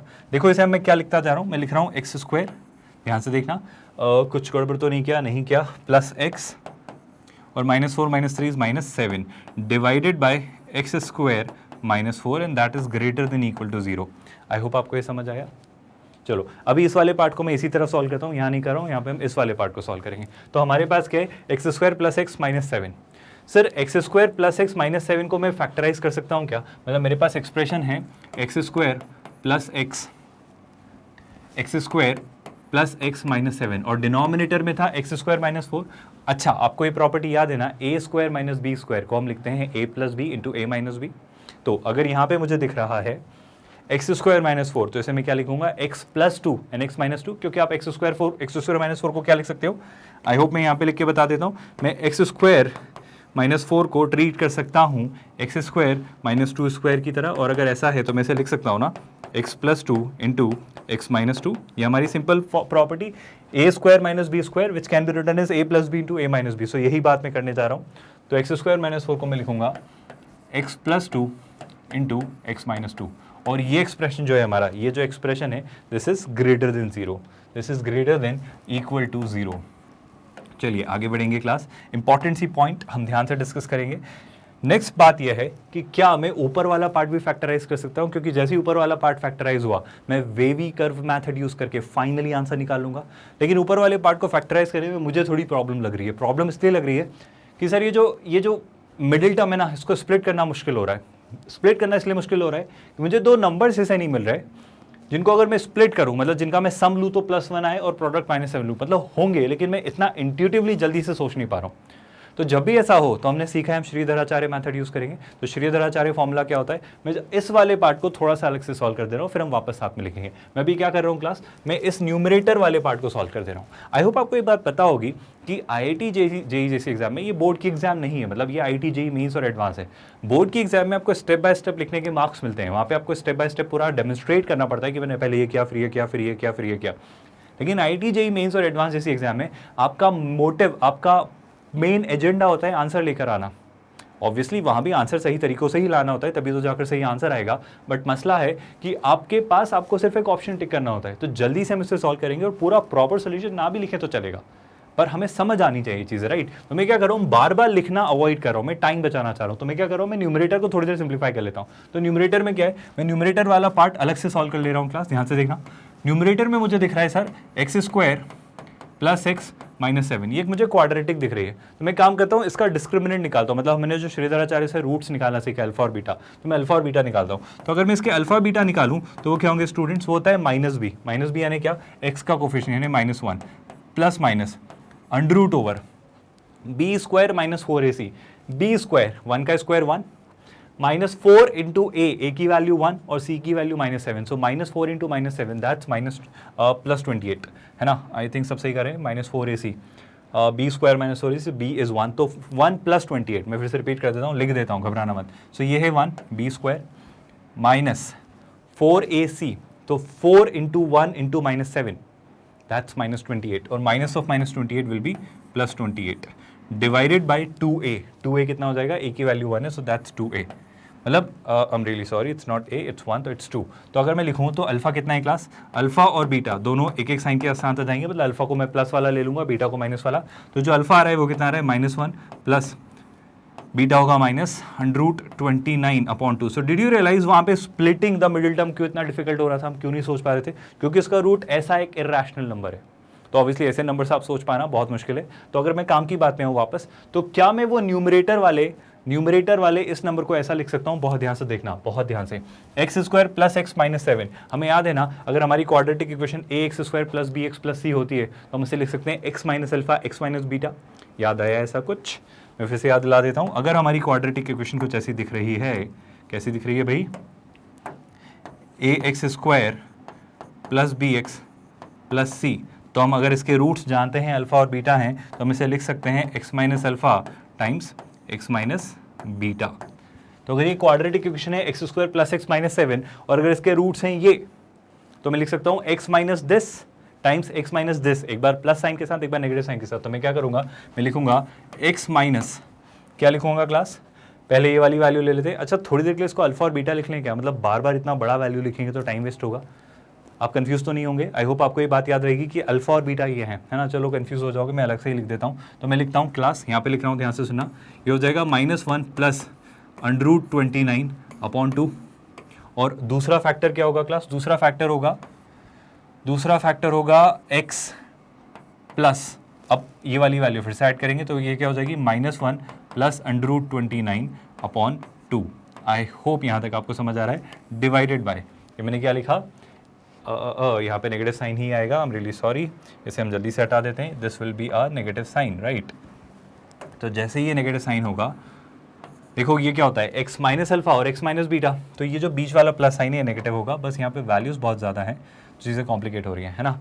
तो यहाँ पे मैं इसे फिर से लिख रहा हूँ, बस थोड़ा सा बने रहना क्योंकि नंबर्स थोड़े कॉम्प्लिकेट हो गए। तो ध्यान से देखो, पहला तो क्या था, एक्स माइनस अल्फा, तो ये हमारा अल्फा हुआ प्लस साइन वाला। अब माइनस साइन वाला ले रहा हूँ, तो एक्स माइनस क्या हो जाएगा, -1 माइनस √29 अपॉन 2। आई होप आपको समझ आया, मैंने एक्स माइनस अल्फा और एक्स माइनस बीटा लिखा, बस वो नंबर सब थोड़े कॉम्प्लिकेट हो गए, है ना। और डिनोमिनेटर में क्या है क्लास, डिनोमिनेटर में है x plus 2 times x minus 2। और ये पूरा एक्सप्रेशन हमें किससे बड़ा चाहिए, this we want to be greater than equal to 0। एक काम करते हैं, इसे यहीं सॉल्व कर लेते हैं, अगला पार्ट भी हम सॉल्व कर लेंगे। अब इस वाले पार्ट को यहीं सॉल्व कर रहा हूँ ताकि आपकी मेमोरी में सारी चीज़ें रहे। मैं क्या करने वाला हूँ, मैं पहले तो वही हमारे पॉइंट्स पता करूँगा कि आपको याद है। ये क्वेश्चन कुछ ऐसा है, देखो सुनना ध्यान से, इसको थोड़ी देर के लिए अल्फा मान लो, इसको थोड़ी देर के लिए बीटा मान लो। तो क्वेश्चन क्या है वो समझना। क्वेश्चन है x minus alpha x minus beta upon x plus 2 x minus 2 and I want this to be greater than equal to 0। ये इतना आसान सा क्वेश्चन है। बस आपको प्रॉब्लम यहाँ ये हो सकती है कि सर ये आपने क्या लिख दिया है, मतलब अल्फा और बीटा बहुत अच्छे नंबर नहीं बने इसलिए लिखा। और एग्जाम में ऐसे क्वेश्चन आ सकते हैं जहाँ पे आपको ऐसा सोचना हो, तो तरीका है कि ऐसा लिख लो। आई होप ये सिंपल दिख रहा है। अब मैं क्या करूँगा, ध्यान से सुनना, मैं ये करने वाला हूँ, ध्यान से सुनना, कि मैं अल्फा और बीटा को पता करने की कोशिश करता हूँ, छोटे या बड़े। देखो मैं पता करता हूँ कि -2 और 2 पे किधर आएंगे, मतलब मैं नंबर स्केल पे चीज़ें प्लॉट करने जा रहा हूँ। आई होप आपको ये बात पता है कि यहाँ पे कहीं -∞ होगा, यहाँ पे कहीं +∞ होगा, बीच में ऑब्वियसली कहीं ना कहीं -2 होगा, कहीं +2 होगा। पर ये पता करते हैं, ध्यान से सुनना, एवरीवन प्लीज पे अटेंशन। √29, अच्छा सोच के देखो, √25 कितना होता है, 5। अरे 25 का अंडर रूट कितना होता है, 5। तो √29 5 से थोड़ा बड़ा होगा। थोड़ी देर के लिए मान लेते हैं 5.3, थोड़ी देर के लिए, मतलब बस मुझे वैल्यू एक अप्रोक्सीमेटेड सी पता करनी है, इसलिए मैं ऐसा कह रहा हूं। तो 5.3 में से 1 सब्ट्रैक्ट किया तो कितना हो जाएगा, 4.3। और 4.3 को 2 से डिवाइड किया, 4.3 को 2 से डिवाइड किया, आई रिपीट 4.3 को जैसे ही 2 से डिवाइड किया तो कितना आएगा, अप्रोक्सीमेटली 2.1 समथिंग, अप्रोक्सीमेटली 2.1 समथिंग। मतलब अगर सर +2 यहाँ आया, मतलब एक रूट क्या बनेगा, +2, मतलब एक हमारा वैनिशिंग पॉइंट, या रादर इसको मैं कहूँगा वो पॉइंट जहाँ पे फंक्शन नॉट डिफाइंड है। क्या आपको वेवी कर्व मेथड याद आ रही है? तो एक वैल्यू जो अल्फा की आ रही है, जो वैल्यू अल्फा की आ रही है, जो अल्फा की वैल्यू आ रही है वो क्या आ रही है क्लास, 2 से हल्की सी बड़ी। तो मैं अल्फा को किधर लिखूंगा, यहाँ। बस मुझे पॉइंट पता करना था कि अल्फा 2 के लेफ्ट हैंड साइड आएगा या राइट हैंड साइड। सिमिलरली कहीं ना कहीं -2 आएगा। अब ऐसे समझो क्लास, यहाँ पे पता करो, -√29, ऐसे सोचो, √25 5 होता है, तो -√29 5 से थोड़ा ज़्यादा होगा, लेट्स से 5.3, एक मोटा मोटा अप्रॉक्सीमेटेड गेस ताकि मुझे बस पता चले। ये है -5.3, ये है -1, तो -5.3 -1 -6.3। सर 2 से 6 को डिवाइड करते हैं तो -3 आता है, तो 2 से -6.3 को डिवाइड करेंगे तो -6, मतलब -3 से थोड़ा ज़्यादा आ जाएगा। तो -3 -2 के किधर होगा, इधर, यानी कि ना इसे जो बीटा है वो यहाँ कहीं होगा। I hope you got my point. मतलब मैं अल्फा और बीटा इतने बड़े बड़े नंबर नहीं लिख रहा हूँ, उनको छोटे से नंबर लिख रहा हूँ, पर मुझे नंबर स्केल पे पता तो करना पड़ेगा कि अल्फा किस तरफ है, बीटा किस तरफ है। और क्या आपको कहानी याद है, सबसे पहले तो हमने ये पता करना सीखा है सर कि हम पहले तो ये डिफाइन करेंगे कि वैनिशिंग पॉइंट तो निकल के आ गए, लेकिन वैनिशिंग पॉइंट के साथ मुझे ये पता करना पड़ेगा कि ये वैल्यू, ये जो एक्सप्रेशन है ये कहाँ का नॉट डिफाइंड है। तो हम पहले ही पता कर चुके हैं सर कि ये 2 और -2 पे डिफाइंड नहीं है, तो 2 और -2 पे मैं ये हॉलो सर्कल्स बना दूंगा। क्या आपको वो वेवी कर्व मेथड रिकॉल हो रही है? थोड़ा सा क्वेश्चन कॉम्प्लिकेट हुआ था, ये क्वेश्चन हल्का सा कॉम्प्लिकेट हुआ था जब आपने यहाँ पे वैल्यू निकाली। ये बहुत सुलझी हुई अच्छी सी आसान सी वैल्यू नहीं दी उन्होंने क्वेश्चन में, ये थोड़ी सी कॉम्प्लिकेट हो गई। और बस मुझे ये पता करने में थोड़े से एफर्ट लगाने पड़े कि अल्फा और बीटा नंबर स्केल पर कहाँ लाई करेंगे। बस जैसे ही इसको प्लान कर लोगे, आई थिंक अब तो प्लस माइनस करना है, और मैं ग्रेटर देन इक्वल टू चाहिए तो मैं बहुत इजीली आंसर निकालूंगा। मतलब आंसर के बहुत क्लोज है अगर आप पेशेंटली अगला स्टेप समझने वाले हैं। आई होप ये जो मैंने किया बहुत अच्छे से समझ आया, किसी भी स्टेप में कोई डाउट नहीं है। अब जल्दी से आगे बढ़ेंगे क्लास। हम क्या करने वाले हैं, जल्दी से देखो, बीटा और माइनस इन्फिनिटी। बीटा अप्रॉक्सीमेटली -3 के आसपास कुछ आया था, तो -3 से छोटी कोई वैल्यू लेते हैं, लेट्स से -5। मैं क्या ले रहा हूँ, -5। अब मैं चेक कर रहा हूँ -5 के लिए एक्सप्रेशन कैसा है। ध्यान से सुनो, चलो नहीं भी सुनना है ना, आज सुन लो, इसके बाद से आप हमेशा याद रखना कि ऐसे ही होता है। मैं क्या कह रहा हूँ, बीटा से छोटी कोई वैल्यू, लेट्स से -5 लेते हैं। अब सुनना, ध्यान से देखना क्लास, -5 माइनस समथिंग। अच्छा, इसको थोड़ी देर के लिए तुम्हें समझाने के लिए मैं ऐसा कह दे रहा हूँ, सुनो, अप्रॉक्सीमेटेड वैल्यू लिख ले रहा हूँ ताकि तुम्हें समझ आ जाए। एग्जैक्ट ये होगी ऐसा नहीं कह रहा हूँ मैं, एक अप्रॉक्सीमेटेड वैल्यू लिख दे रहा हूँ। क्या आपको याद है अल्फा की अप्रॉक्सीमेटेड वैल्यू कितनी आई थी, 2 से थोड़ी बड़ी, तो मैं थोड़ी देर के लिए तुम्हें समझाने के लिए लिख दे रहा हूँ 2.2, ताकि तुम्हें समझ आ जाए। मैं नहीं कह रहा हूँ 2.2 है, बट तुम्हें समझाने के लिए, क्वेश्चन को सॉल्व करने के लिए ले रहे हैं। बीटा की वैल्यू अप्रॉक्सीमेटली मैं ले रहा हूँ, लेट्स से -3.2। एग्जैक्ट ये वैल्यू नहीं है, बस तुम्हें समझाने के लिए। अब सुनना, हमारा एक्सप्रेशन क्या है, सुनना, मैं अल्फा और बीटा को थोड़ी देर के लिए इनसे रिप्लेस कर देता हूँ। मैं क्या कह रहा हूँ, अल्फा और बीटा को थोड़ी देर के लिए इन वैल्यू से रिप्लेस कर देता हूँ। तो मैं क्या करने जा रहा हूँ, मैं लिख रहा हूँ अल्फा की वैल्यू कितनी है भाई, मैं इस क्वेश्चन को थोड़ी देर के लिए चेंज कर दे रहा हूँ। ध्यान से सुना, ये क्वेश्चन हमारे लिए क्या बन गया है, ये क्वेश्चन हमारे लिए बन गया है x माइनस अल्फा यानी x माइनस 2.2। एग्जैक्ट 2.2 नहीं है, बस तुम्हें समझाने के लिए, ताकि मैं तुम्हें यहाँ पे विजुलाइज करवा पाऊँ कि देखो चीज़ ऐसी हो रही है। मतलब नंबर्स बहुत अजीब है, तो इनको देख के तुम डर जाओगे, मतलब इसको देख के सॉल्व करने में और उल्टा कंफ्यूज हो जाओगे और क्वेश्चन छोड़ दोगे। तो मैं क्वेश्चन को थोड़ा आसान बना रहा हूँ। मैं नहीं कह रहा हूँ अल्फा और बीटा 2.2 और 3.2 ही है, -3.2 ही है, नहीं, ऐसा नहीं है ना, बस इनके आसपास ही कुछ होंगे, टू बी वेरी ऑनेस्ट। तो मैं क्या कह रहा हूँ, अगला पॉइंट क्या है, एक्स माइनस बीटा, तो वो कितना हो जाएगा, x प्लस 3.2। और डिनोमिनेटर में तो ऑलरेडी हमारी वैल्यूज क्या है क्लास, डिनोमिनेटर में ऑलरेडी हम डील कर रहे हैं x प्लस 2, और वहाँ पे किससे डील कर रहे हैं क्लास, x माइनस 2। और ये किससे ग्रेटर देन इक्वल टू 0 है, ये है ग्रेटर देन इक्वल टू 0। अब सुनो ध्यान से, बहुत ध्यान से सुनना, अब क्वेश्चन बहुत हद तक जल्दी से सॉल्व हो जाएगा। देखो तुम्हें समझाने के लिए सब क्या है, मतलब तुम्हें इजीली वर्कआउट करने में आसानी रहे। तो मैं कह रहा हूँ कि मैं काम करता हूँ सर, जल्दी से पता करते हैं, बीटा यानी क्या, बीटा यानी -3.2। -3.2 से छोटी कोई वैल्यू ले लेते हैं, जैसे -4 लिया, तो -4 माइनस 2.2, तो क्या हुआ भाई, ये हुआ नेगेटिव। क्या आपको दिख रहा है, ये वाला पार्ट नेगेटिव है। -4 प्लस 3.2, ये भी क्या हुआ, नेगेटिव। -4 माइनस 2, ये क्या हुआ, नेगेटिव। और -4 माइनस 2, -4 प्लस 2 नेगेटिव था, -4 माइनस 2 भी क्या हुआ, नेगेटिव। तो did you realise, negative negative positive, negative negative positive, तो ये होगा पॉजिटिव। और जैसे ही ये पॉजिटिव हुआ, अब मुझे कुछ चेक करने की जरूरत नहीं है। आपको पता है ना, ऑल्टरनेटिवली प्लस माइनस चलता है। अगर यहाँ पे पावर इवन ना हो तो, और किसी की भी पावर इवन नहीं है, तो अगर ये प्लस है, अगर ये सेगमेंट प्लस है, तो ये क्या होगा, नेगेटिव, फिर वापस ये प्लस, फिर वापस ये नेगेटिव, फिर वापस ये प्लस। आई होप आपको ये समझ आ रहा है। तो फाइनली अगर मैं इस वाले पार्ट का आंसर कंक्लूड करूं, तो मुझे चाहिए था ये expression greater than equal to 0, ये expression greater than equal to 0। और ये ग्रेटर देन इक्वल टू 0 कहाँ है, इक्वल टू 0 भी अलाउड है क्लास। तो greater than equal to 0 sir यहाँ है, कहाँ है सर, एक तो -∞ से बीटा तक, एक -2 से 2 तक, बस शर्तें ये याद रखेंगे कि -2 और 2 इंक्लूड नहीं करेंगे, और अल्फा से बीटा तक, सॉरी अल्फा से इन्फिनिटी तक। तो अगर मैं इसको कंक्लूड करना चाहूँ, अगर इस वाले पार्ट का आंसर लिखना चाहूँ, तो इस वाले पार्ट का आंसर आ रहा है, मैं नंबर स्केल पे लिख दे रहा हूँ क्लास, बहुत ध्यान से देखना। हमारे पास चीज़ें हैं, हमारे पास चीज़ें क्या क्या हैं क्लास, जल्दी से देखो। हमारे पास अभी जो आंसर आ रहा है वो आ रहा है -∞ से कहाँ तक, बीटा तक। और बीटा क्या था स्टूडेंट्स, बीटा जो निकल के आया था वो ये था, क्या था बीटा, नेगेटिव वाली वैल्यू ना, तो ये थी भाई, जल्दी से देखो, ये वैल्यू थी -1 माइनस √29/2, है ना। तो यहाँ तक वैल्यूज हमारी एक्सेप्टेबल थी, ठीक है, आपको याद आ रही है। फिर अगला जो जोन था, अगला जोन कहाँ से कहाँ तक था क्लास, -2 से 2 तक। बाय द वे ये वैल्यू इंक्लूडेड थी। फिर अगला जो जोन आ रहा था वो आ रहा था -2 से 2 तक। इसको थोड़ा सा और दूर लिख लेते हैं ताकि आपको चीज़ें समझ आ जाएं। तो अगला जोन था -2 से 2 तक, ठीक है क्या, लेकिन -2 और 2 इंक्लूड नहीं किए गए थे, तो ये वाला हमारा एक जोन था।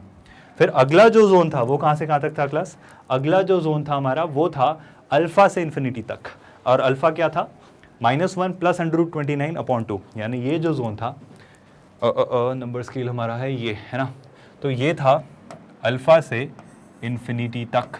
और अल्फा क्या था भाई, अल्फा जो था वो बड़ी आसान सी वैल्यू थी, अल्फा था हमारा, बस एक सेकेंड मुझे दीजिए, अल्फा जो आपका था वो क्या था भाई, -1 प्लस √29/2, तो ये था -1 प्लस √29/2, और यहाँ से अल्फा से इन्फिनिटी तक भी आपको इंक्लूड करना था, इंक्लूडिंग अल्फा, तो इसे इंक्लूड करते हुए ये आपका आंसर था पहले पार्ट का। क्वेश्चन अभी खत्म नहीं हुआ है, क्वेश्चन अभी बहुत बाकी, ऑल्दो इतने लेंदी क्वेश्चंस आईआईटी जेईई जैसे एग्जाम में नहीं आएंगे, लेकिन इस क्वेश्चंस के थ्रू जो जो चीज़ें हम सीख रहे हैं ना वो पार्ट्स में पूछी जा सकती हैं, लेकिन हाँ एडवांस में ऐसा क्वेश्चन आ सकता है। तो जल्दी से बने रहिए, इसको हम थोड़ा और आगे बढ़ाते हैं क्लास। अब हम सॉल्व करेंगे अगला पार्ट, कौन सा पार्ट, ये वाला पार्ट। अभी आपका सॉल्व हुआ है ये वाला पार्ट, तो इस वाले पार्ट का भी एक आंसर आएगा, और हम उन दोनों आंसर्स क्या कह लेंगे स्टूडेंट्स, हम उन दोनों आंसर्स का इंटरसेक्शन लेंगे, हम उन दोनों पार्ट्स का कॉमन पार्ट लेंगे, तब इसे सॉल्व करेंगे। आई होप इसको देख के अब आपको समझ आ चुका है कि इसमें क्या करना है, तो बहुत जल्दी ये वाला पार्ट हो जाएगा। देखो कोई भी चीज़ जब पहली बार करते हैं तो वक्त लगता है, मतलब कोई भी जब नई चीज़ आप सीखते हैं तो वक्त लगता है, तो ये एक प्रोसेस थी जो सीखने में पहली बार में हमको बहुत वक्त लगा, बट अब ये प्रोसेस अगर अगली बार परफॉर्म करनी हुई तो बहुत आसानी से समझ आ जाएगी। और जिन स्टूडेंट्स को लग रहा है कि ये प्रोसेस डिफिकल्ट है तो इसे एक बार और अच्छे से देख लें, तो अब तो बहुत अच्छे से समझ आ जाएगी। तो जल्दी से ये वाला पार्ट समझते हैं क्लास। इस वाले पार्ट में मुझे क्या दिख रहा है, बहुत ध्यान से सुनेंगे। इस वाले पार्ट में चलो एक बार जल्दी से, क्या आप ये वाला पार्ट खुद से ट्राई कर सकते हैं, एक बार खुद से ये वाला पार्ट ट्राई करो, फिर हम इसे साथ में डिस्कस करेंगे इसी मेथड पर जो हमने ये डिस्कस की। एक बार खुद से ट्राई करिए स्टूडेंट्स। आई होप ये पार्ट आपने खुद से ट्राई किया, अगर नहीं किया तो समझते हैं साथ में। जल्दी से देखो, फिर से मैं क्या करूंगा, मैं x² - 4 को उधर क्रॉस मल्टीप्लाई नहीं कर सकता, क्योंकि मुझे पता नहीं है ना कि जो डिनोमिनेटर ये पॉजिटिव है नेगेटिव, तो मैं क्या करूंगा, इस 1 को इधर ले आऊंगा। तो हम क्वेश्चन को बनाएंगे, ध्यान से सुनिए, x - 3 अपॉन, फिर क्या लिखूंगा, x² - 4, और जब 1 को इधर लाए तो हो जाएगा -1 < 0। आई होप यहाँ तक समझ आया। दूसरी चीज़, x² - 4 को अब मैं 1 से क्रॉस मल्टीप्लाई कर सकता हूँ, तो ये हो जाएगा x - 3 -x² + 4 divided by x² - 4। इसको हम क्या लिख सकते हैं क्लास, इसको हम लिख सकते हैं x + 2 इंटू x - 2, और जहाँ पे साइन क्या है भाई, < 0। आई होप इस बार आपको फटाफट स्टेप समझ आ रही है। जब हमने लास्ट टाइम एफर्ट्स डाले तो ये प्रोसेस अब बहुत आसान है। अब जल्दी से इसको सिंप्लीफाई करते हैं क्लास। क्या ये क्वाड्रेटिक बन रही है, हाँ सर बन तो रही है। ये क्या बन रही है क्वाड्रेटिक, -x², 4 - 3 + 1, लेकिन पहले +x है तो ये हुआ +x, और ये कितना है क्लास, 4 - 3 + 1, तो ये +1। आई थिंक सब कुछ सही है, -x² + x + 1, हाँ बिल्कुल सही। और डिवाइड करेंगे इसको किससे, इसको हम डिवाइड करेंगे x + 2 और x - 2 से। क्या मैं काम कर सकता हूँ, मुझे थोड़ा सा सॉल्व करने में प्रॉब्लम हो रही है, तो क्या मैं एक छोटा सा काम कर सकता हूँ। छोटा सा काम मैं ये कह रहा हूँ, क्या मैं ये इस न्यूमरेटर में से नेगेटिव साइन कॉमन ले सकता हूँ, क्योंकि जनरली हम जो क्वाड्रेटिक देखते हैं, ऑल्दो इसका भी आंसर आ जाएगा और बहुत आसानी से आ जाएगा, बट अभी तक जो हम क्वाड्रेटिक देखते हैं उनमें हमने x² का कोफिशिएंट पॉजिटिव रखा है। तो यूनिफॉर्मिटी के लिए, कंफ्यूजन अवॉइड करने के लिए आई वुड सजेस्ट कि इसमें x² का कोफिशिएंट पॉजिटिव कर लो। x² का कोफिशिएंट पॉजिटिव करने का तरीका है नेगेटिव साइन न्यूमरेटर में से कॉमन ले लो। तो जैसे ही नेगेटिव साइन न्यूमरेटर में से कॉमन लिया, जैसे ही आप नेगेटिव साइन न्यूमरेटर में से कॉमन लेंगे तो ये बनेगा, ध्यान से सुनिए, x² -x - 1, और आपने नेगेटिव साइन न्यूमरेटर में से कॉमन लिया, और डिनोमिनेटर क्या था स्टूडेंट्स, वो है x + 2 और x - 2। और ये पूरा एक्सप्रेशन अभी तक कैसा है भाई, ये पूरा एक्सप्रेशन अभी तक है < 0। क्या आपको ये बात पता है कि अगर मैं दोनों तरफ -1 से मल्टीप्लाई करूँ, यानी मैं एक नेगेटिव वैल्यू से मल्टीप्लाई करूँ, तो ये साइन इन्वर्ट हो जाएगा। यहाँ पे है माइनस, तो मैं इस माइनस को ख़त्म करने के लिए दोनों तरफ -1 से मल्टीप्लाई कर रहा हूँ, लेकिन जब आप ऐसा करेंगे तो ये < का साइन किस में कन्वर्ट हो जाएगा, ये कन्वर्ट हो जाएगा <. आई होप आपको मॉड, इनइक्वालिटी और ये सारी प्रोसेस या वेवी कर्व मैथड, जो हम तीनों कंसेप्ट एक साथ मर्ज करके क्वेश्चन सॉल्व कर रहे हैं, डिटेल में समझ आ रहा है और किसी भी स्टेप में कोई कन्फ्यूजन नहीं है। चलिए जल्दी से आगे बढ़ते हैं क्लास। अब अगर मैं इस क्वेश्चन को यहाँ से आगे बढ़ाता हूँ तो मुझे क्या दिख रहा है, सॉल्व करेंगे, समझेंगे साथ में। मैं क्या x² -x और -1 को भी फैक्टराइज कर सकता हूँ? क्या मैं कोई दो टर्म्स ऐसी सोच सकता हूँ, मतलब इस -1 को ऐसा स्प्लिट कर सकता हूँ क्या कि उन दोनों टर्म्स का सम -1 हो और प्रोडक्ट भी -1 हो?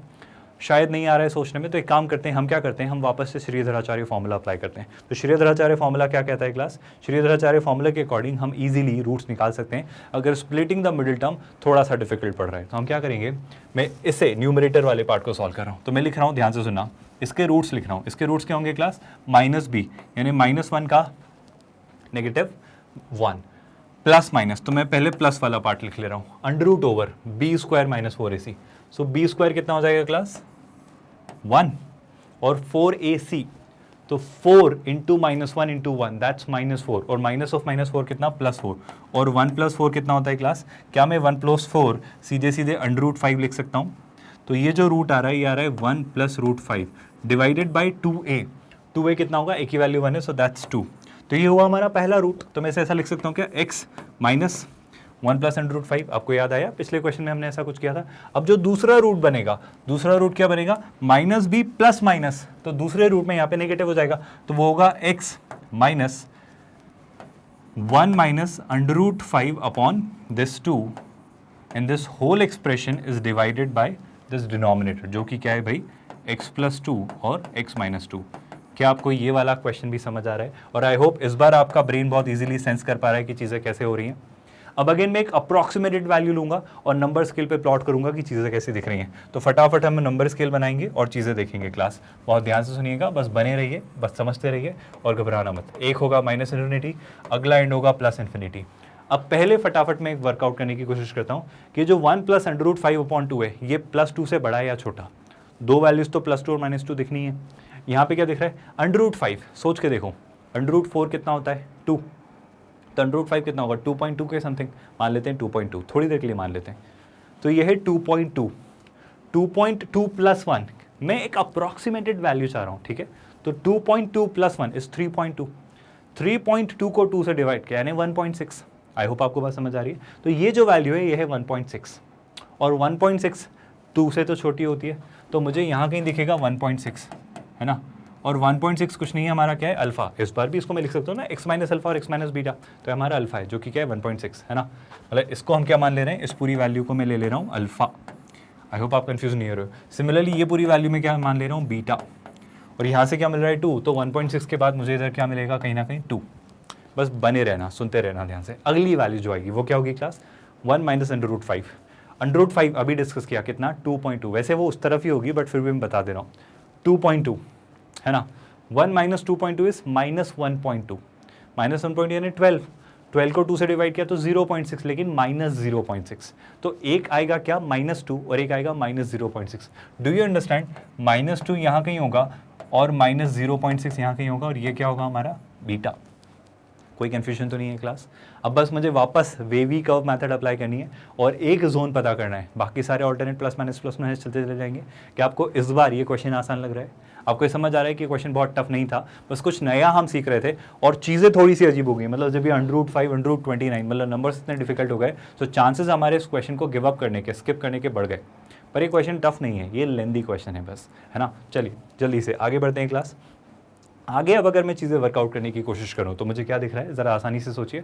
-∞ से -2 के बीच कोई भी वैल्यू ट्राई करते हैं, एनी वैल्यू। क्या ट्राई कर लेते हैं? बाय द वे अल्फा की वैल्यू कितनी है? मोटा मोटा कितना आ रहा था क्लास? ये आ रहा था 1.6, और बीटा की वैल्यू अप्रॉक्सीमेटली कितनी आ रही है? -0.6, है ना? बस ऐसे ही लिख दे रहा हूँ। अब देखो, मैं -2 से कोई छोटी वैल्यू ट्राई करता हूँ। मतलब हमारा क्वेश्चन क्या बन गया? इस क्वेश्चन को मैं थोड़ा सा ऐसा तुम्हें समझाने के लिए लिख देता हूँ, बस घबराना मत। अल्फा की वैल्यू है 1.6, तो हमारा क्वेश्चन कुछ ऐसा है, x - 1.6, फिर बीटा कितना है? 0.6, तो ये हो जाएगा x + 0.6, है ना? ये अप्रॉक्सीमेटेड वैल्यू है, एग्जैक्ट अल्फा और बीटा नहीं है ना, बस अप्रॉक्सीमेटेड वैल्यू है क्वेश्चन को समझने के लिए, क्वेश्चन को क्रैक करने के लिए। और मैं आपके सामने लिख दे रहा हूँ ताकि आप इजीली वर्कआउट कर पाओ। और नीचे क्या है क्लास? नीचे में दिख रहा है क्या?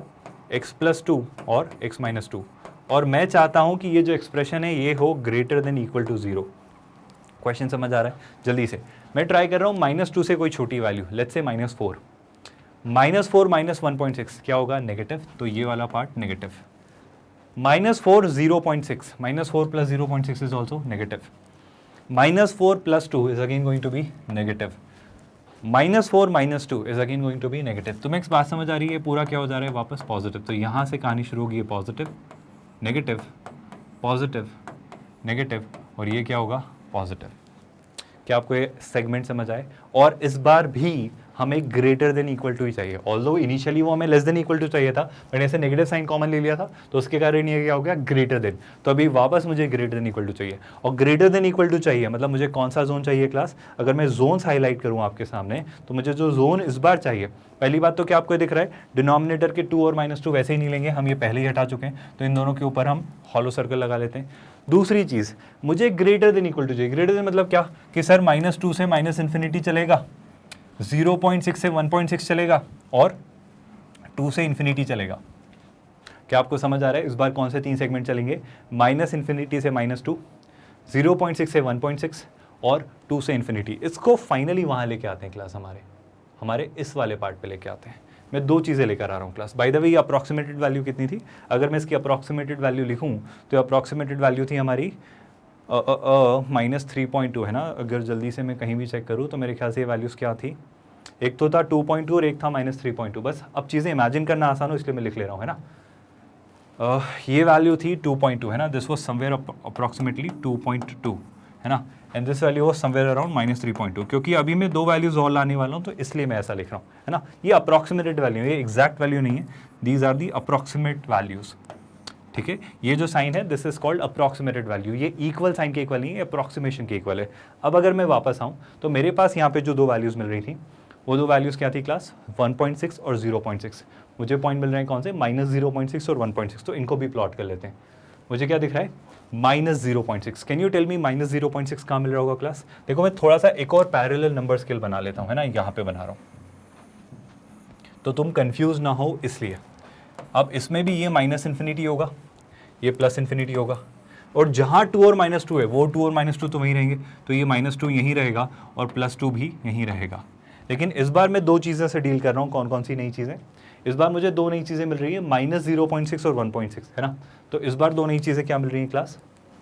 वो है -0.6 और एक मिल रही है 1.6। आई होप आपको समझ आ रहा है। वो कंप्रेस क्यों हो गया? क्योंकि इसके बीच में ही है ना। बाय द वे -0.6 और 1.6 कुछ नहीं है, ये वो 2 रूट्स हैं। कौन कौन से? जो -0.6 है ये अपना वो रूट है, कौन सा वाला भाई, याद करो। जो -0.6 है वो ये वाला रूट है, 1 -√5/2, याद आया। तो उसकी एक्चुअल वैल्यू, ये तो एक अप्रॉक्सीमेटेड वैल्यू, तो इसकी एक्चुअल वैल्यू जो है वो कितनी है क्लास? 1 -√5/2। मतलब जब आप आंसर लिखेंगे तो इन्हें मेंशन करिएगा, ये मत लिख देना वरना सब गड़बड़ हो जाएगी। और जो इसकी एक्चुअल वैल्यू है वो कितनी है भाई? वो है, मतलब एक्चुअल तो नहीं बोलना होगा, अप्रॉक्सीमेटेड, मतलब इसकी अप्रॉक्सीमेटेड और इसकी अप्रॉक्सीमेटेड, वो कितनी थी? 1 + √5/2। बस इन्हें मैं लिख के रख ले रहा हूँ ताकि आपको कोई कन्फ्यूजन ना हो। अब ध्यान से याद करो क्लास, हमारा जोन पॉजिटिव कहाँ था? हमारा जोन था -∞ से -2, इन दोनों के बीच में, और 2 से इन्फिनिटी। मतलब अगर इस वाले पार्ट को मैं हाईलाइट करूँ, तो इस वाले पार्ट में हमें जो नीडेड था, हमें जो डिज़ायर था, हमें जो चाहिए था वो क्या था क्लास? -∞ से -2। मतलब ये सब चलता, लेकिन -2 नहीं चलता। फिर -0.6 से 1.6, और क्या अभी भी इक्वल साइन लगा हुआ था सर? हाँ सर, इक्वल साइन लगा हुआ था। आप देखो यहाँ भी इक्वल साइन लगा हुआ है, मतलब मैं इसे और इसे इंक्लूड करूंगा, ये पॉइंट और ये पॉइंट दोनों इंक्लूड होंगे। आई होप आपको ये बात समझ आई। अगली चीज़, हमें अलाउड था 2 से इन्फिनिटी तक लेना भी, तो मैं इसको यहाँ से भी लूँगा, कहाँ से कहाँ तक? 2 से इन्फिनिटी तक। अब एक बात बताओ, हमने क्या अप्लाई किया था शुरुआत में? आपको याद आ रहा है? हमने 2 चीज़ें सॉल्व की स्टूडेंट्स। कौन सी 2 चीज़ें? हमने इसे सॉल्व किया और इसे सॉल्व किया। जो नीचे वाला नंबर स्केल है वो इसका सोल्यूशन है, जो ऊपर वाला नंबर स्केल है वो इसका सोल्यूशन है। इन दोनों के बीच में कौन सा conjunction? And means what? And means intersection. मतलब मुझे क्या अप्लाई करना है? कॉमन, दोनों नंबर स्केल पे जो कॉमन है। अब हमारा सोल्यूशन क्या है? ये जो मैंने ग्रीन पार्ट से बनाया है वो सोल्यूशन है। तो दोनों में ग्रीन पार्ट कहाँ कहाँ कॉमन है? अगर मैं दोनों का ग्रीन पार्ट कॉमन बना के दिखा के शो करने की कोशिश करूं तो सबसे पहले मुझे ग्रीन पार्ट जो कॉमन दिख रहा है वो मुझे यहाँ कॉमन दिख रहा है। आपको दिख रहा है सभी को? ये ग्रीन पार्ट कॉमन दिख रहा है। फिर जो अगला ग्रीन पार्ट मुझे कॉमन दिख रहा है, मतलब दोनों पे जो ग्रीन लाइन दिख रही है वो मुझे ग्रीन लाइन यहाँ से यहाँ तक दिख रही है। क्या आपको दिख रही है green line?